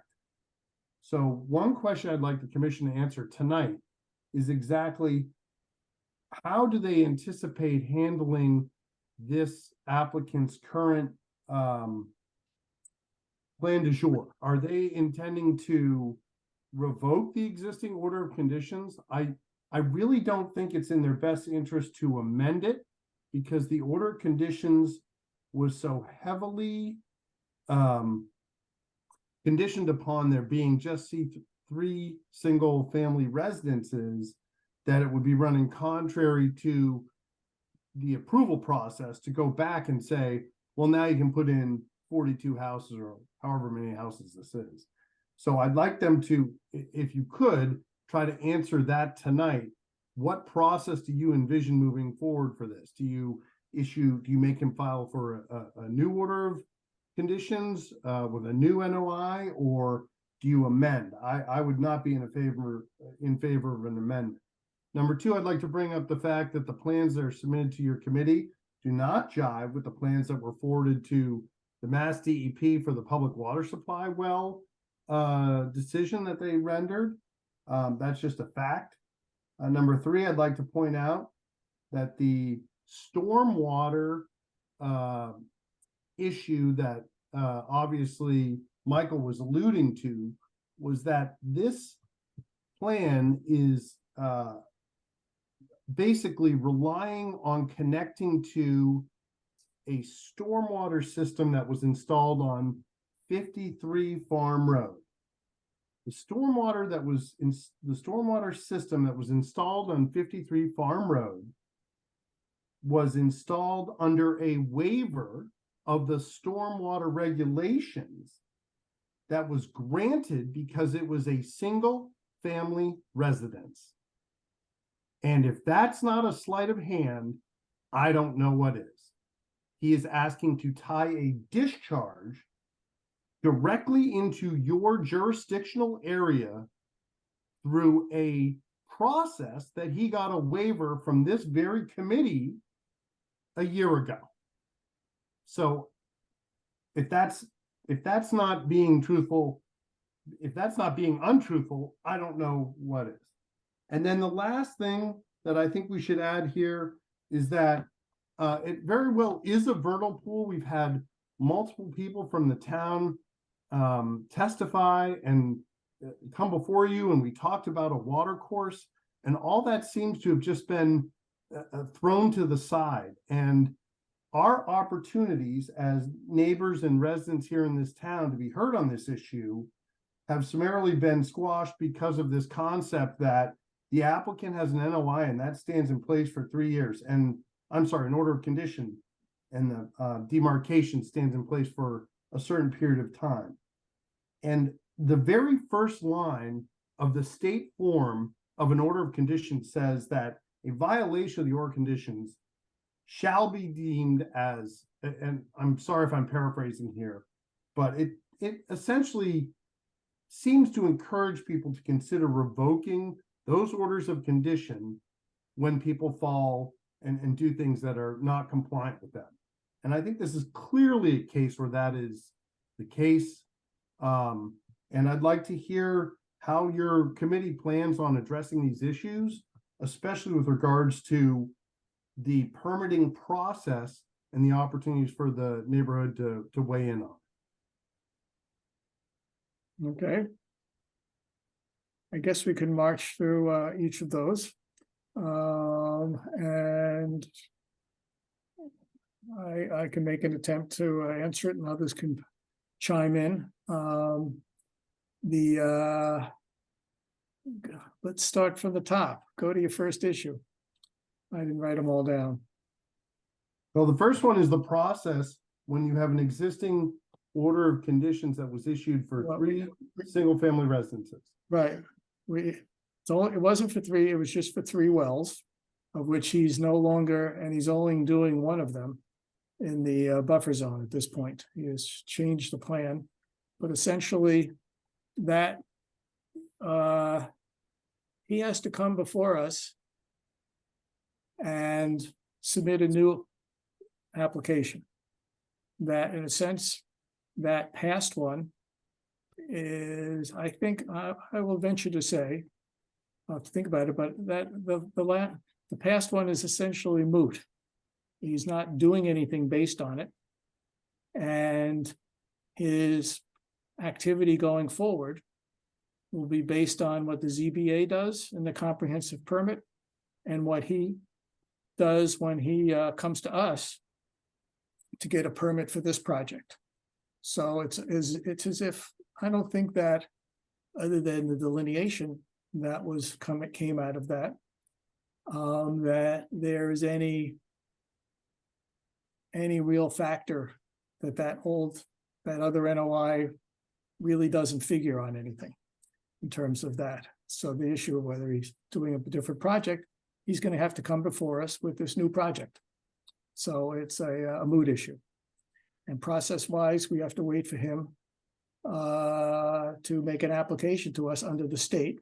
And in the meanwhile, as I've been doing tonight, we have to make our comments to the ZBA that might sway them to do some conditioning of this project that deals with wetland protection. Next, if that hopefully makes sense. Well, does that mean, I mean, I'm trying to just get a very, I'm sorry for being maybe not as nuanced in my understanding as you are with the regulations, but he has an order of conditions that's recorded at the Registry of Deeds. I do not know if he plans on coming before you and trying to modify, or whether he comes before you It to would not file be a whole new modified. NOI. It would not be modified. I don't think that that would be the route. It might be, I might be missing a regulatory wrinkle, but my sense is that one would have to be probably would end up probably just being closed as not being exercised. And he would have submit for a new permit. I don't think it would make sense to, that modification of that NOI doesn't seem to make any sense. Okay, From thank either you. our side or his side, as far as I could tell. Because he's doing a lot more activity. That was just for a few wells, of which there's one well that he might be close to doing, but everything else that he's got here is not part of that NOI, so he'd have to come in for a new permit. Michael, I have a quick question for you about that one well that he might be close to doing, which is that it was granted for a single, a single house. And I don't know how many units that's gonna tap into. But I don't think he's gonna come back to us under that NOI. He'll come back to us with a permit for that well. But you just said he's about, so is he permitted that he can go ahead and do that well? Because, let me finish. He can do that well, because when he comes to us under the state, that is not in our jurisdiction. Because there's no buffer zone for that area there. We He can can- try to condition it based with the ZBA in terms of doing things, but under the state, there would be that it's out of jurisdiction. He has a permit to drill those wells in those locations that we issued to him. If he wants to drill one of them, like, we gave him permission to do that, but there's nothing, all this other work is not on that permit. I didn't finish what I was actually starting to say, which is, it seems to me that in other 40B projects, when there's been requests for wells, one thing we have provided as feedback is concerns about whether the aquifer might be drained down, and that would have an impact on the surrounding wetlands. So I wanted to bring that up, that until we know for sure what volume of water is being pumped out of that well, we don't know whether it could potentially have an impact on, the pond, or, I guess mostly on the pond, although I don't think it's within jurisdiction specifically for the pond, is it? I don't know. Can you point out, Michael, where It might be, I mean, unless he changes it, it could be in the outer buffer zone. Of the pond. so it could, so yeah, that's right. I remember it was in that little thicket there. So, I mean, I guess that would be the one thing I would bring up, that, that could make a big difference if it's steadily pumping a lot of water. That could have wetland impacts. So from that perspective, I feel like, there needs to be understanding that he can't move ahead on doing that if it's within jurisdiction, because if it's for 40, it may have an impact on the wetlands. Right, but it's an impact on an isolated land subject to flooding. We can make the argument to the ZBA, but that somehow that well, I think the sustainability of water supply in that area is much bigger. I'll say that it could have a wetland impact, but it's more of a stormwater storage issue there. I mean, it's part of the bigger issue of what's the sustainability of our groundwater supplies. Right. Is the real issue, and it's beyond our wetlands mandate and jurisdiction. Can I just ask a question? Because I just want to be sure I'm understanding. Carol, are you just wanting to submit comments to the ZBA that there's a concern about, the hydraulic connection? I mean, I think that's one thing for sure, is to submit comments to say, if this well is, depending on how much outflow there's going to be from this well, it could have an impact. I said earlier that I thought that we should suggest to ZBA that land subject to flooding be considered, since it's under our bylaws, it's be considered a wetland. I do understand that the state doesn't recognize that.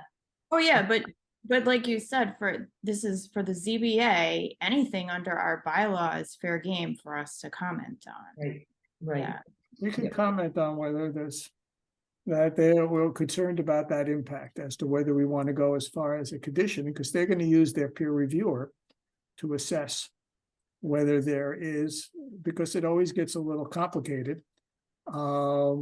The issue of the linkage between groundwater, subsurface groundwater, and bedrock groundwater. Obviously, there's a connection through fractures and whatever else, but the going back and saying we could bring it up as an issue. We'll see, and we'll see what the peer reviewers say about whether there's. And the question is what condition could be possibly done by the ZBA on this project, because they're going to. I'll say I think it's a concern as to one well that will be going for, I think, 12 number of bedrooms. And we'll see whether the ZBA, whether we have much, the fact that even if the sustainability issue is, I guess Well, we should. Michael, when you say like a specific condition, so like if there's a concern that the bedrock well would have a hydraulic connection to the wetlands area, the pond, whatever we're going to call it.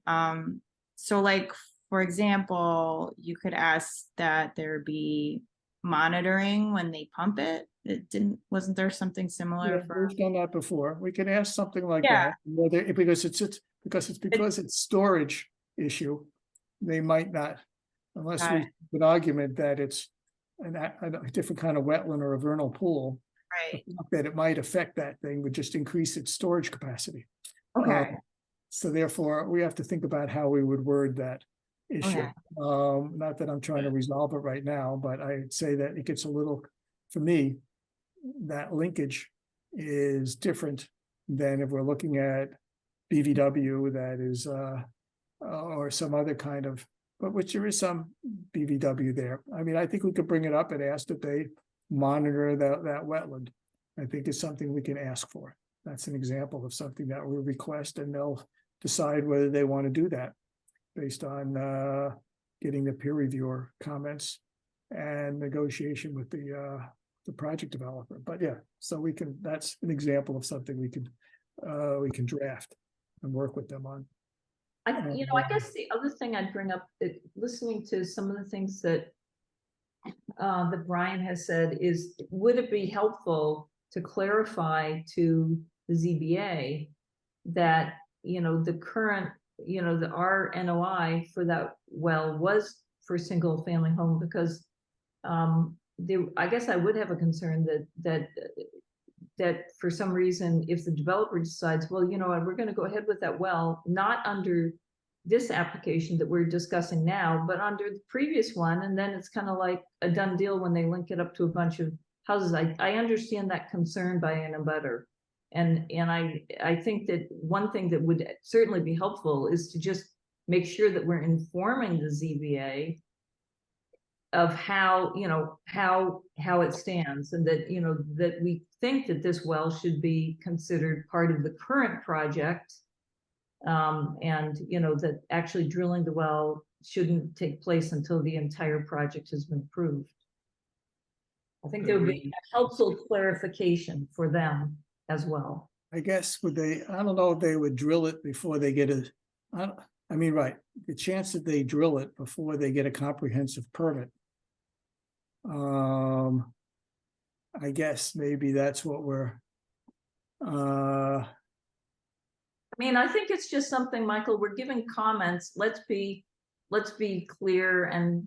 I know, I don't mind being clear. I'm just saying that I'm just trying to think if there's any real impact to it, because they could just, right, if they want to drill it before. I guess the comment, I'm just trying to think of what the practical comment is that given the Well, they given might the make different changes choices that we don't, if it was approved, you know what I mean? Well, after the review process, they might make a different choice and they might say, okay, you know, this isn't the place to do it, or the ZBA might recommend that, or say, you know, it should only be attached to a certain amount of houses. I don't know. I think it's just a good idea to provide it for clarity. yeah, but I'm just getting at the clarity of all it is that that the pumping, that they shouldn't be, until they get a comprehensive permit, they should not attempt to do the testing of that well because they would be testing it under different parameters than we approved. Correct. So it's as simple as that. That we would have concerns if they attempted to drill and test that well before they have a comprehensive permit. Michael, I think that's a good way to express it. Okay, fine. And I think that addresses some of the concerns that Brian was bringing up. At the very least, it addresses Right, those. I mean, I think it's good, I agree that we can be clear about it, it's unlikely that he would attempt such an effort. The kind of the follow-up question to that is, and thank you for entertaining my questions, is when it comes to the actual NOI that is going to, the order of conditions that will be issued for this project, is it going to be the Sherborn Conservation Commission is going to issue these, or is it going to be the ZBA issuing them on behalf of the Sherborn Conservation Commission? So this is like the ZBA can issue a comprehensive permit that includes wetland related requirements that are under our bylaw. He still has to put in an NOI under the state regulations with us directly. And we But have you'll to, still adjudicate the state's aspects of this 40B project. yes. Thank you. But That's very helpful to know. Thank And you. he doesn't have to do necessarily. He doesn't necessarily have to do an NOI. Depending on what the project looks like. correct, thank you. You thank have you. to, so I understand. he has to do some sort of permit. He could do it Yes, with us. And depending on what the project shape is like, right. he might be able to do a different kind of permit. Obviously, the state regulations are different than ours, as Michael was saying about things that have buffer zones in our regulations that they aren't recognized at the state level, so. Right, I mean, at this point, it could possibly be even an RDA. If they Right, didn't have the sewage connection and the stormwater connection. That down here, that one could possibly say that it could be an RDA. If they don't change the plans much. So, and they pass all of the stormwater standards. Let's see, what else was on your list that we haven't addressed yet? The Right. phased project question about if this has been part of a phased project that has been conducted. I know that you think I'm beating a dead horse on this, but I we don't have see been any impact. in front of the committee for 2 years on this issue. I don't think that, given that he has to come back to us again for this project. And he's staying before the ZBA. And anything there, even pertaining to the property next door, would have to be reviewed based on the ZBA process on stormwater as well as us. Again, if that remains in place, that I don't think the phasing issue has any impact on what we will be subsequently permitting or what would have been permitted. So I don't think the phasing has bought him anything in particular. Okay. Next issue. Next issue is 53 Farm Road, which is pretty well built out at this point in time. And as you're all aware, yep, thank you.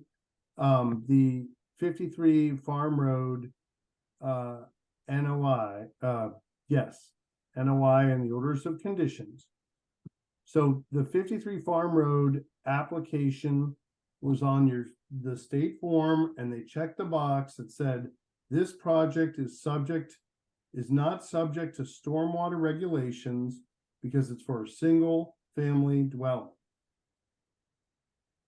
When when this property was sold to the new buyer, the person who's out there now building this house, he included in it a easement to install a pipe to that stormwater system that was installed with that waiver to himself as the owner of the abutting extra land. Now, you know, I That know will that be, this, I'll try to cut you off a little since it's getting late for all of us, and we can also continue this privately.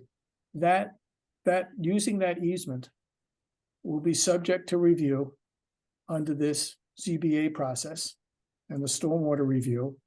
If the individual homeowner somehow wanted to somehow use it and start discharging stormwater from that property into there, we would have to see if there's any impacts, or we would have to say that we would have to issue possibly an enforcement order if they're going beyond the scope of what the NOI allowed at the time. So that if there's evidence of somehow using a stormwater release that was not permitted, then that's something we would bring up and deal with them directly. If it's a linkage to the other property. that's exactly what this application is asking for, is permission to discharge to that. Yes, but that will be reviewed underneath. That will be reviewed as part of the ZBA stormwater review process, and as well as part of our permitting process under the state, if that continues. So those will be covered. Okay. Any other issues that we haven't addressed? Well, I'm obviously, as you all know, we've had problems with what we think was the incorrect delineation of the extent of areas subject to protection under the WPA, not just the local bylaw. And so I guess when would be the optimal time to bring those issues in front of your The committee? delineation, are you talking about the pond? I'm talking about the delineation of areas subject to protection under the Wetlands Protection Act. Which area are you questioning? That's not the point. Is if we have a argument about the delineation, for instance, areas subject to Okay. flooding. If you did not have re- an argument that issue has already been adjudicated. Basically, we have to live with whatever we did back when this was originally delineated. It has a certain life, and that's the practical way that regulations are done. We try to do our best. We have our agent review each flag, and we do our best to get it correct then, because we know that we have to live with that for some period of time. And it also has to give some certainty to whoever the property owner as to what it is, so that holds, I believe, for the 3 years. And so that cannot be questioned at this point. Whether they made mistakes or we made mistakes, we have to live with it. There is some little area where if you miss something altogether, that there is some remedy for that kind of thing. But for the most part, What would that remedy be? The appeal process? no, I'm not sure how that works, but that's if something was totally missed, like you didn't see it at all. Well, we attempted to appeal, and we wound up getting hosed on that because we were given the wrong date by the town's agent for Right. filing our appeal. I would say to you that I think the wetlands are fairly well delineated. I think it would be a different, even if you could request that they be redone. Obviously, there's an issue about the water carrying capacity of that pond and what it is, but that I think we will make comments upon and request that the peer reviewer carefully monitor what will be the expected runoff into that pond. Now, what's going to be the watershed for that pond, and what that they will carefully look at will be an important issue for us and for everybody. That the holding capacity of that pond, based on how they plan to put a berm and whatever work that they do there, the carrying capacity of that pond will have to be clearly measured against a 100-year storm or whatever the metric is for the standards. And for the watershed of the pond, as well as any other stormwater that they possibly want to put there. Now, I'm hoping that, and I think for something like that, I think they cannot use it. I don't think we'd have to go check what the regs are, but that'll be part of the CBA review, is that whether they can even use that for stormwater beyond what the watershed is there. And they will have to make sure that that existing pond and area, because they're not allowed to let the water run off the property. They would have to check that carefully and be peer reviewed, that water will not run off the property under what the regs say is I think, whether it's 50 or the 100, whatever the storm is that the regs say. Obviously, we can have that problem because storms are that the regs are lagging the actual climate realities. But we're stuck with that. We can't do much about it, other than future projects will be better monitored because there will be new rain event data that I think will go into effect sometime this year for projects coming up going forward. But so that will be carefully looked at. Now that's a significant issue for everybody. I have a question, Michael. Let me just ask something, because I mean, one thing, this has come up a few times, the idea of land subject to flooding, and it didn't really, I don't think it came up in our original NOI process that pond floods quite a bit. We did a delineation of it as a wetland, but we've gotten both anecdotal and, you know, I've encouraged when anybody's called me from the public, I've said, if you can take a picture of the pond and how far it floods, that is considered evidence that you can present, you know, even to Mass DEP. And I guess that's an avenue that I feel like we haven't really pursued, which is that the extent of flooding. So that, because if the state, as you know, Brian pointed out, if the state, and actually I think Courtney, you pointed out that the state protects to the edge of the land subject to flooding. And I remember when we were looking at this before, you were supposed to look at the volume of water, et cetera, et cetera. I think that's something that we should be examining in this peer review process. How big is the land subject to flooding? And, you know, any measurement we can have, because for sure, this has been an extremely wet summer. Having said that, we know from all of the predictions of climate change that this kind of summer is not going to be unusual. And in fact, that, you know, that's New England's prediction is more extreme events, seesawing back and forth between drought and with summers like this. So I guess were we planning, and I guess this is my input, that one of the things— That's what I just said.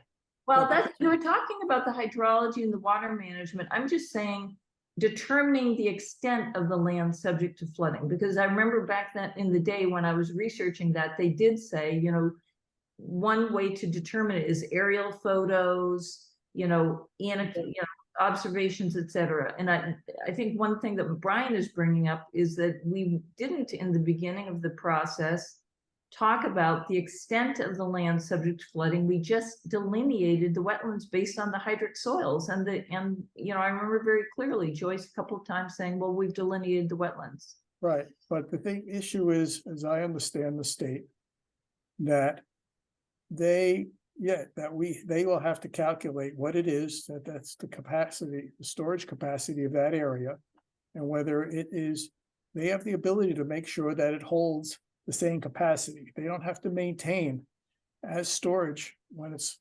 basically land subject to flooding and stormwater storage.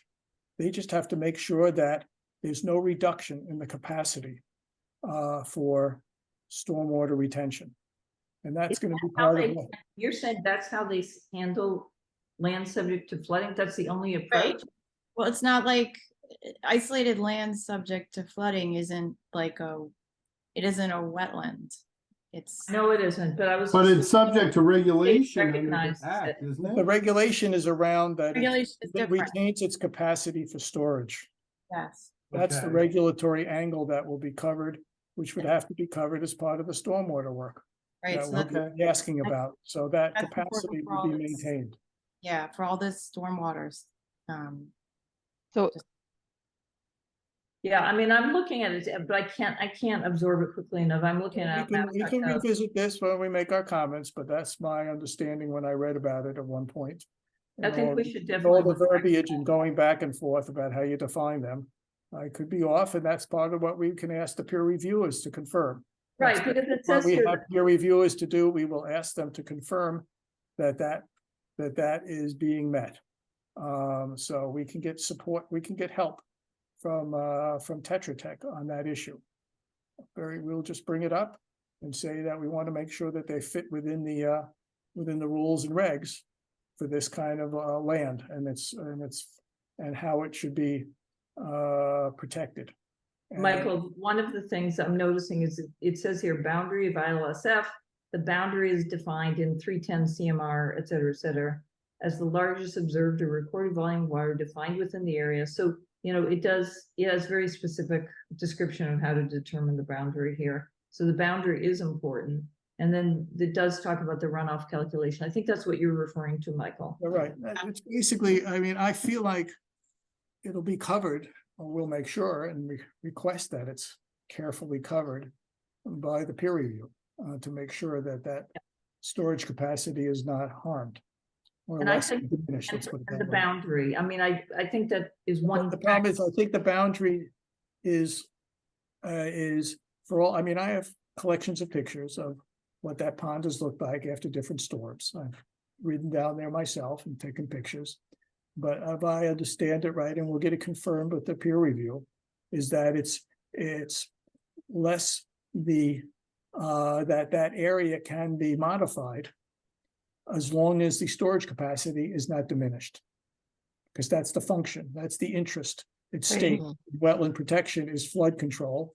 And as long as that interest is maintained by the not diminishing the capacity, then they can do something. Now, as to what it is, we don't know whether, for all I know, that we'll find that the stormwater maybe is well managed so that less of it even goes from the property onto that pond area, so that to the extent that they're reducing some of the capacity with the grading, that is still maintained, because they put in grading. If it's going to run up against the grading and the berm, where is it going to flow? Is it going to flow somewhere else? They have to make sure it doesn't flow off the property or onto the road.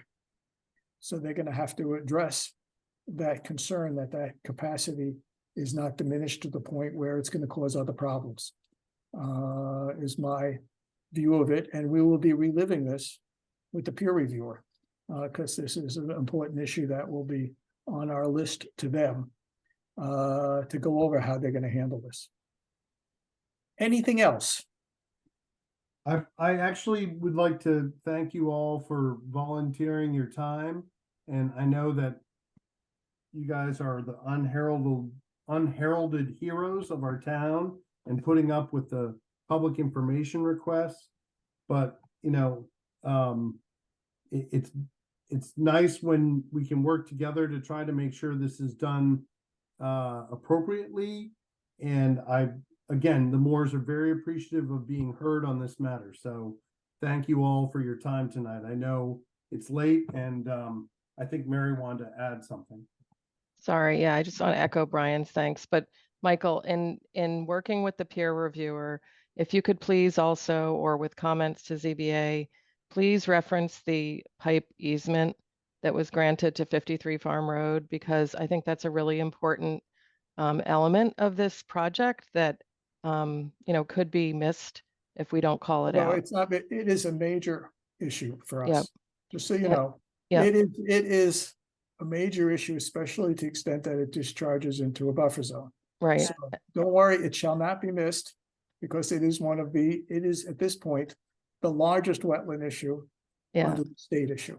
And then the only other thing I just wanted to add, and I was listening to the Brush Hill hearing that you had earlier, because there's such significant wetlands both to the east and the west of these parcels, I think that, just making sure that everybody's aware, beyond what the plans show, there's a massive connection, as Carol was alluding to, between all these wetlands, and it's mapped on Mass Mapper, and there's hydrologic connections and things like that. So I just I kind of urge you to make sure that Tetra Tech is looking at the bigger picture of this area, you know, both from like a well drawdown as well as, you know, other things that they might be looking at. So thank you for It'd be that. interesting to see how they can handle the sustainability of water supply, or where we're always left holding the bag with the uncertainty, and that the developer has the Right. right to, essentially the way the rules are set up, first come, first served, there people, and people have the right to mine the groundwater.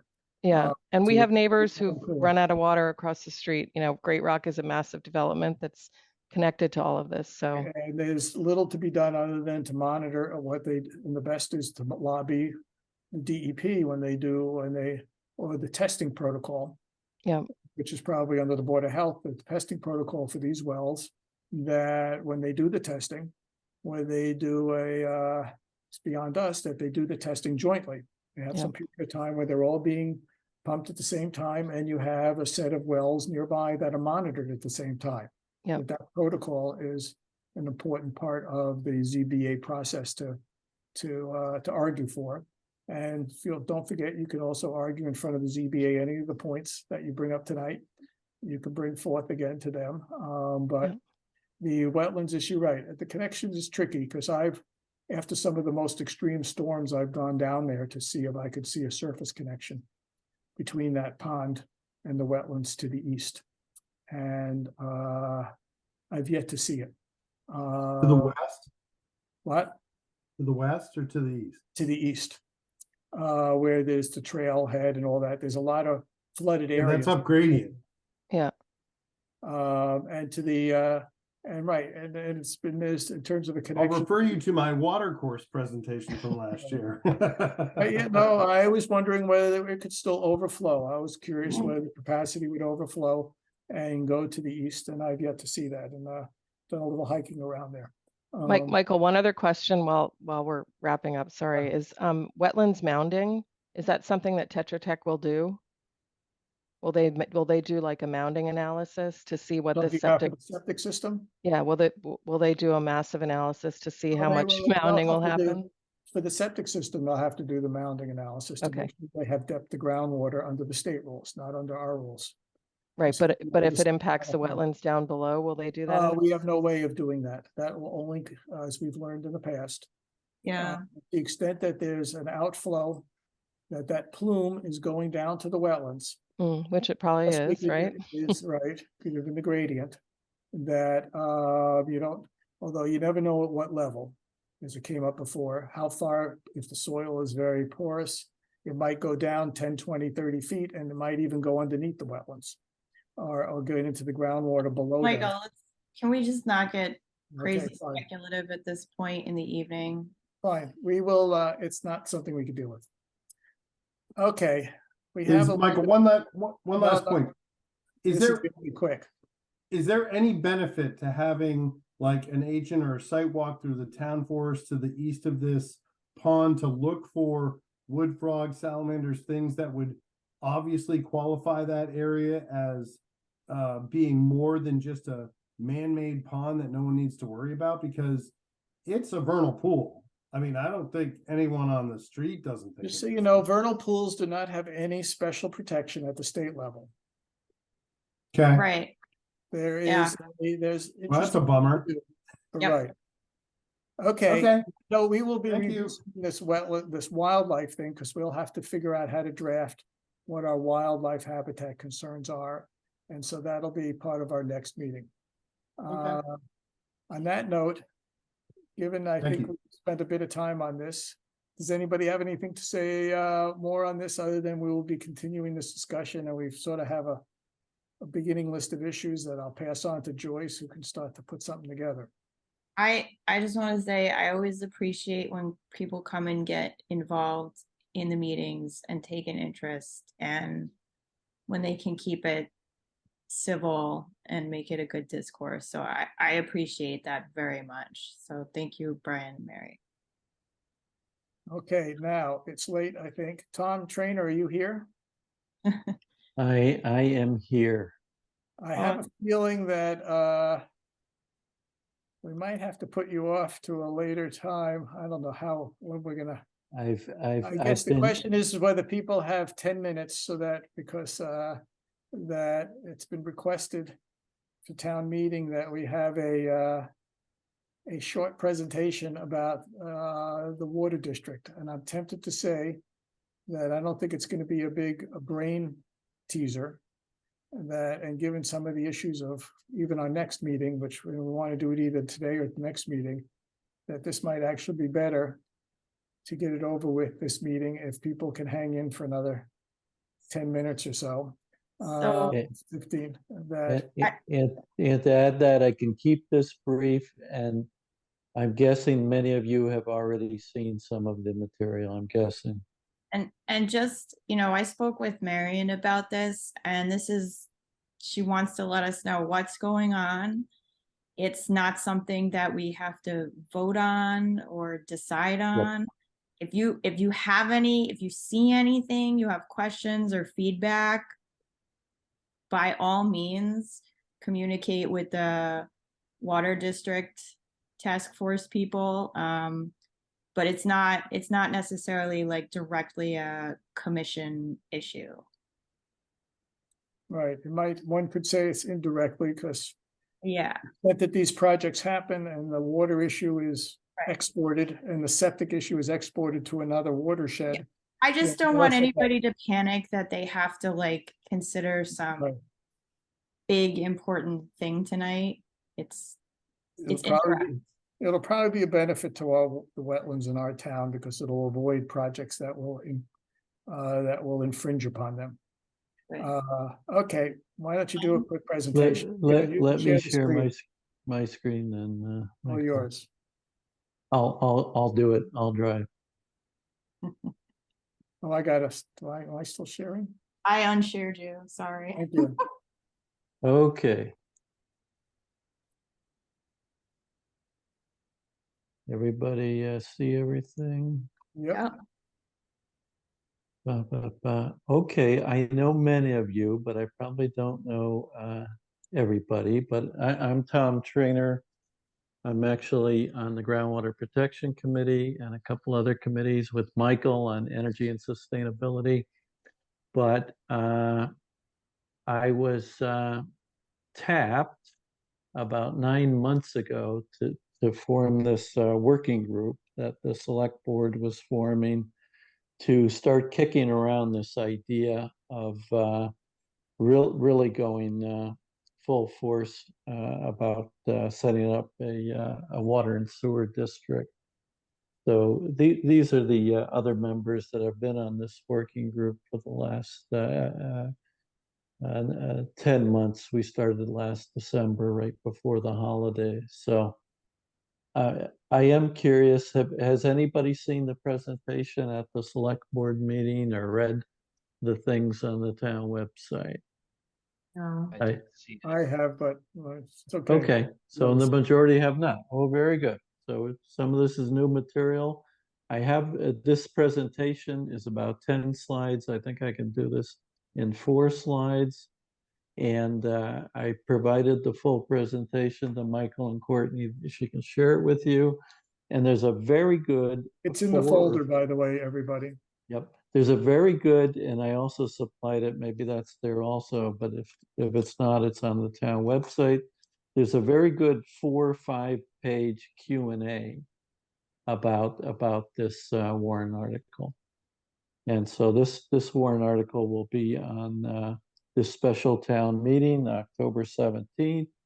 There's a number of select board meetings, advisory meetings that this will be discussed at. So you can, if you have great interest and more questions, you can follow it through multiple meetings. So what are we talking about? I think everybody knows, as you just went through, yet again, another 40B discussion your committee just had. I don't know about you, about your committee, but groundwater and other committees, we're just tearing out our hair with all these 40Bs. I for one, I've got young kids that are struggling to buy houses and start careers. I think affordable housing, of course, is an extremely important goal. In our town, 3% affordable housing, we're well short of the state 10%. Some of you that have been around town more than 5 or 6 years may remember back in 2017, two fairly large 40Bs were tentatively approved. One by the ZBA, I believe that was the Coolidge Crossing one, which is 120 apartments, and 25% of them are to be affordable, but 100% count towards the housing index. So Sherborn has about 1,550 dwellings. That's 10% is 155. I think we have 30 or 40 odd affordable units right now. So that would almost get us there, or just past, and definitely the second unit, a elderly housing affordable. That's 10% affordable. So that would get us 6 or 7 units. So at the time that the developers, early developers, First Trask, and then Baystone, they realized they couldn't do this with private or even a public groundwater well and septic.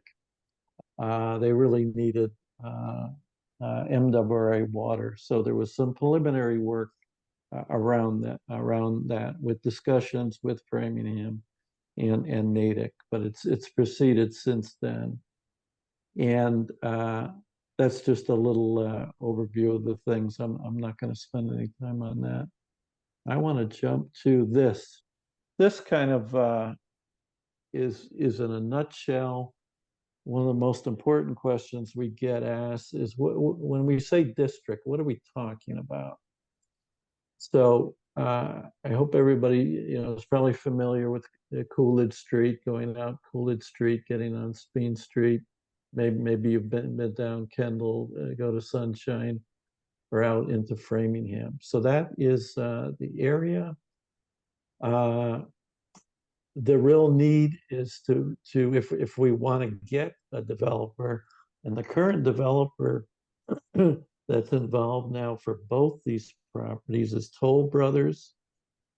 And it's up to Toll Brothers, if the town passes this at town meeting and submits proposed legislation to Beacon Hill and gets that approved, it's up to Toll Brothers to spend the 10 million plus to build the infrastructure of the water district. This blue line is showing you kind of the cartoon of the main line that would come in. Already, some of you may know this, already 3 or 4 properties in the northwest corner here are already out on Framingham Water and Sewer. The housing development right here and Sunshine Dairy and the 2 private parcels here are already on. So they would be in the proposed district. The 2 developments would be in the proposed district. And then the working group made a decision to draw these along large property lines to leave for future growth of the district all of the properties within here, with several restrictions. So this in a nutshell is what's being proposed. The district itself would be a private entity. It would, as I mentioned, the infrastructure would be funded by the developer. It would then be turned over, and after the legislation would be passed, turned over to the district commission that would be formed. That commission is proposed to have 5 members. 2 nominated by the select board, 2 by the largest developers, assuming 1 from the apartments, 1 from the elderly housing, and a 5th one would be one of our 3 water commissioners. And that commission would operate with the need for a 4/5 vote to make any changes to the district, to allow hookups by other people. And the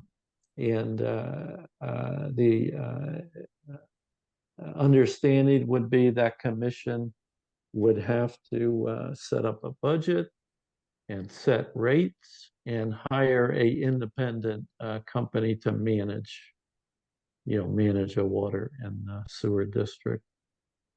Any initial questions? I don't want to get too far ahead before the questions start flowing in. One question, Tom. So you mentioned, or I think something, or maybe it was Michael mentioned up front that there wasn't anything directly for us, but it does look like assuming they get to constructing this, it would have to go over. Is that Coursebrook that runs under Coolidge Street, right near the Speed Street intersection? They would have to come back to it for presumably an NOI from us. Well, that's definitely Coursebrook. The idea, and another really key person in this working group has been our town administrator. You all know Jeremy Marset, former Framingham and Natick town engineer, a real water and sewer guy. The plan would be to go under the current streets.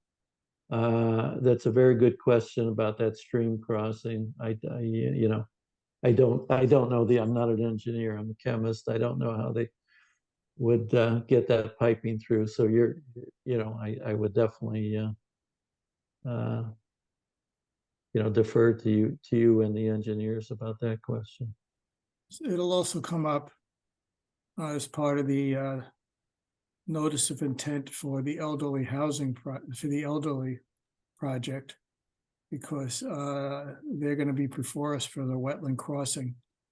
They go in there, and so this will be part of I assume this pipe will be part of what they proposed when they proposed the road going over the wetlands, heading into that project. You'd have to go further down when the pipe first goes into the project, into the EA project.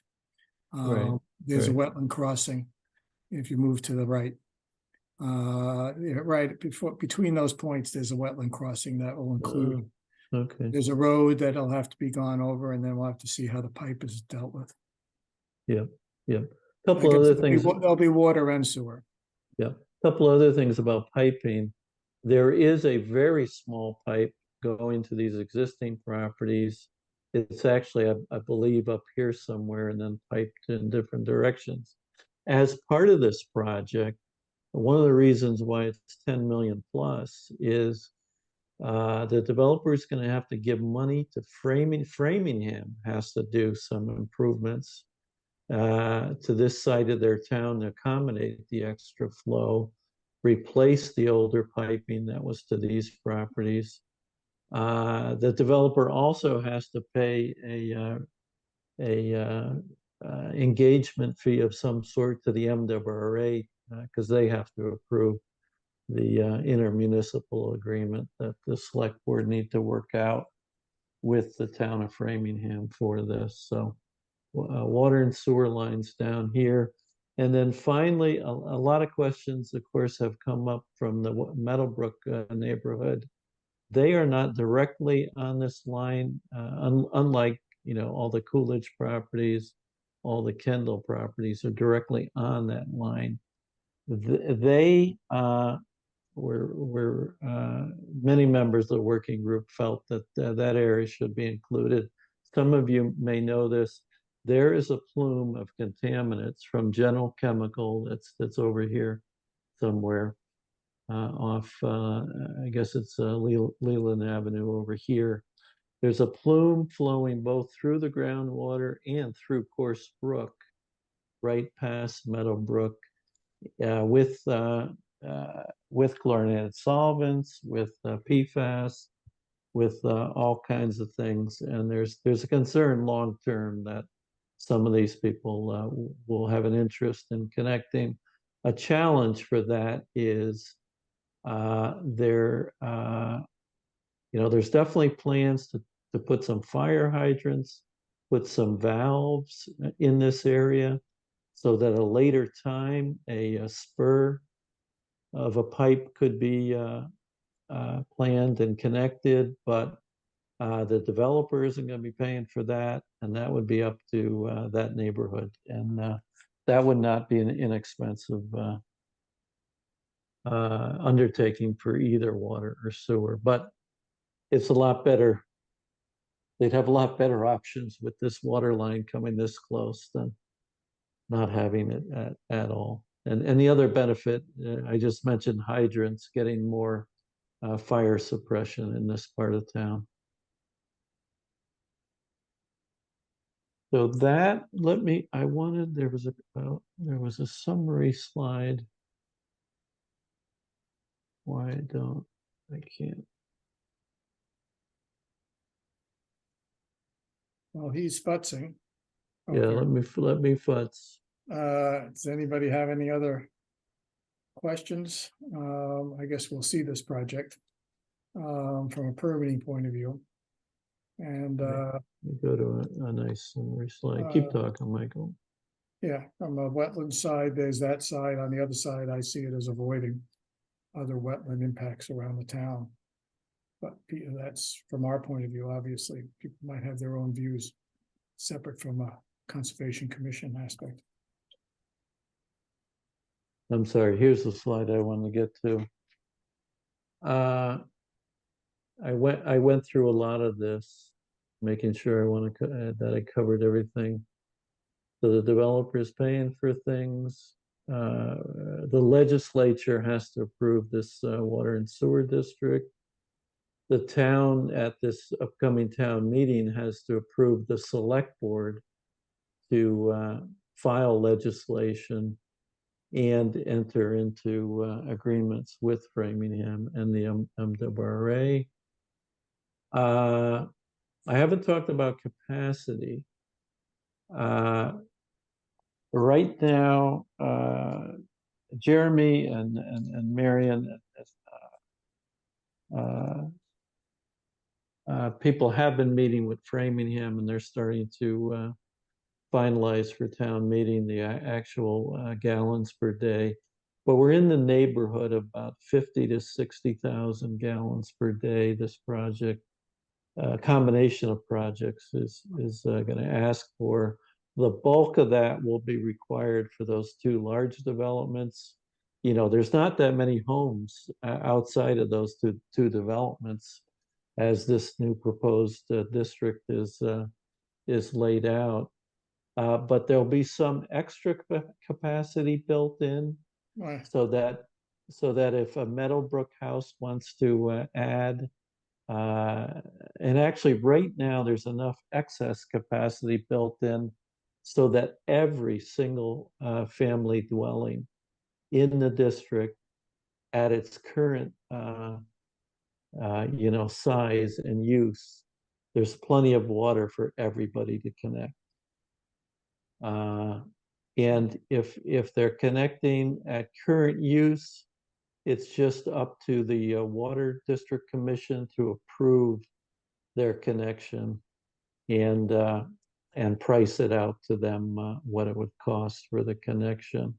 If they want to subdivide their land, if they want to entertain some large development, it will, if it goes beyond current use, it'll have to come back to town meeting for a large amount of water, new water uses to be entertained. Okay, it's getting late. I guess I'm about done unless there's questions. right, and I guess there's no impact on the property tax. It That's allows the those biggie. other projects to move forward, which has some other depending on your Yep. point of view benefits. Yep. Any other questions for Tom? Speak out loud. I can't see everybody. Okay, Thank you, John. Summary. yes, I hope everybody gets, a good, better look at this for some of the future meetings and attends a town meeting. And I'd like to encourage you to seriously consider voting for it because our town needs affordable housing. thank you. Thank you. These Sorry, files are in these files are in our folder, and Tom could, sure, if anybody needs to talk to Tom, I can give you his contact points. You let me know, or you could find him yourselves, or know somebody else on the committee. Yeah, anybody in that working group. Yeah. Okay. Thank you, Tom. And all the work you're doing on this. Okay, is there anything else for our meeting here before we adjourn? I have Yes, a question. I don't want to get into a discussion about it, but I just want to understand how to get answers to this. For the Lot B hunting lane project, I don't understand how a lot can be sold when the only reasonable place to build a house is in the buffer zone. That doesn't make sense to me. But when our discussion of modifying the bylaws, I think we said basically in a 100-foot buffer zone in a property that has not been developed before, that we generally try to keep structures out of that. And I don't know how to get a better understanding of how those two issues relate, if that's going to come up at the next hearing. it'll come up in the next hearing, but it's as we have in our draft. You can read it. In our draft, the issue will be that they can Michael, present evidence. I'm gonna be the asshole here and say we can't have this discussion. But can I Okay, just say, how do I find out more about this before the next meeting, if that's going to be an important part of discussing it? That's what I'm asking. well, we You can can call talk. Mike. You can call me, and you can even read the fact that they can provide enough information to overcome that. You can read the regulations and read even our draft carefully and see that how it's worded there, and we could talk about it after you read the draft about evidence. Yeah, Okay. you guys can have a conversation. That's a non-quorum Anything else? conversation. Right, exactly. Anything else? I move to adjourn the meeting at 9:57. Second, Any discussion? Okay, roll call vote. Michael, I, Steve, Aye. Jacob, Aye. Carol, Aye. Matt, Aye. Kurt, Aye. and our beloved bug, Courtney. aye. Okay. Long day, long night. Yeah. See you in a couple of weeks, and Got it all done. there'll be stuff to look at in the meanwhile to help in the next meeting, since that project will have some consequence. Okey doke. Good night.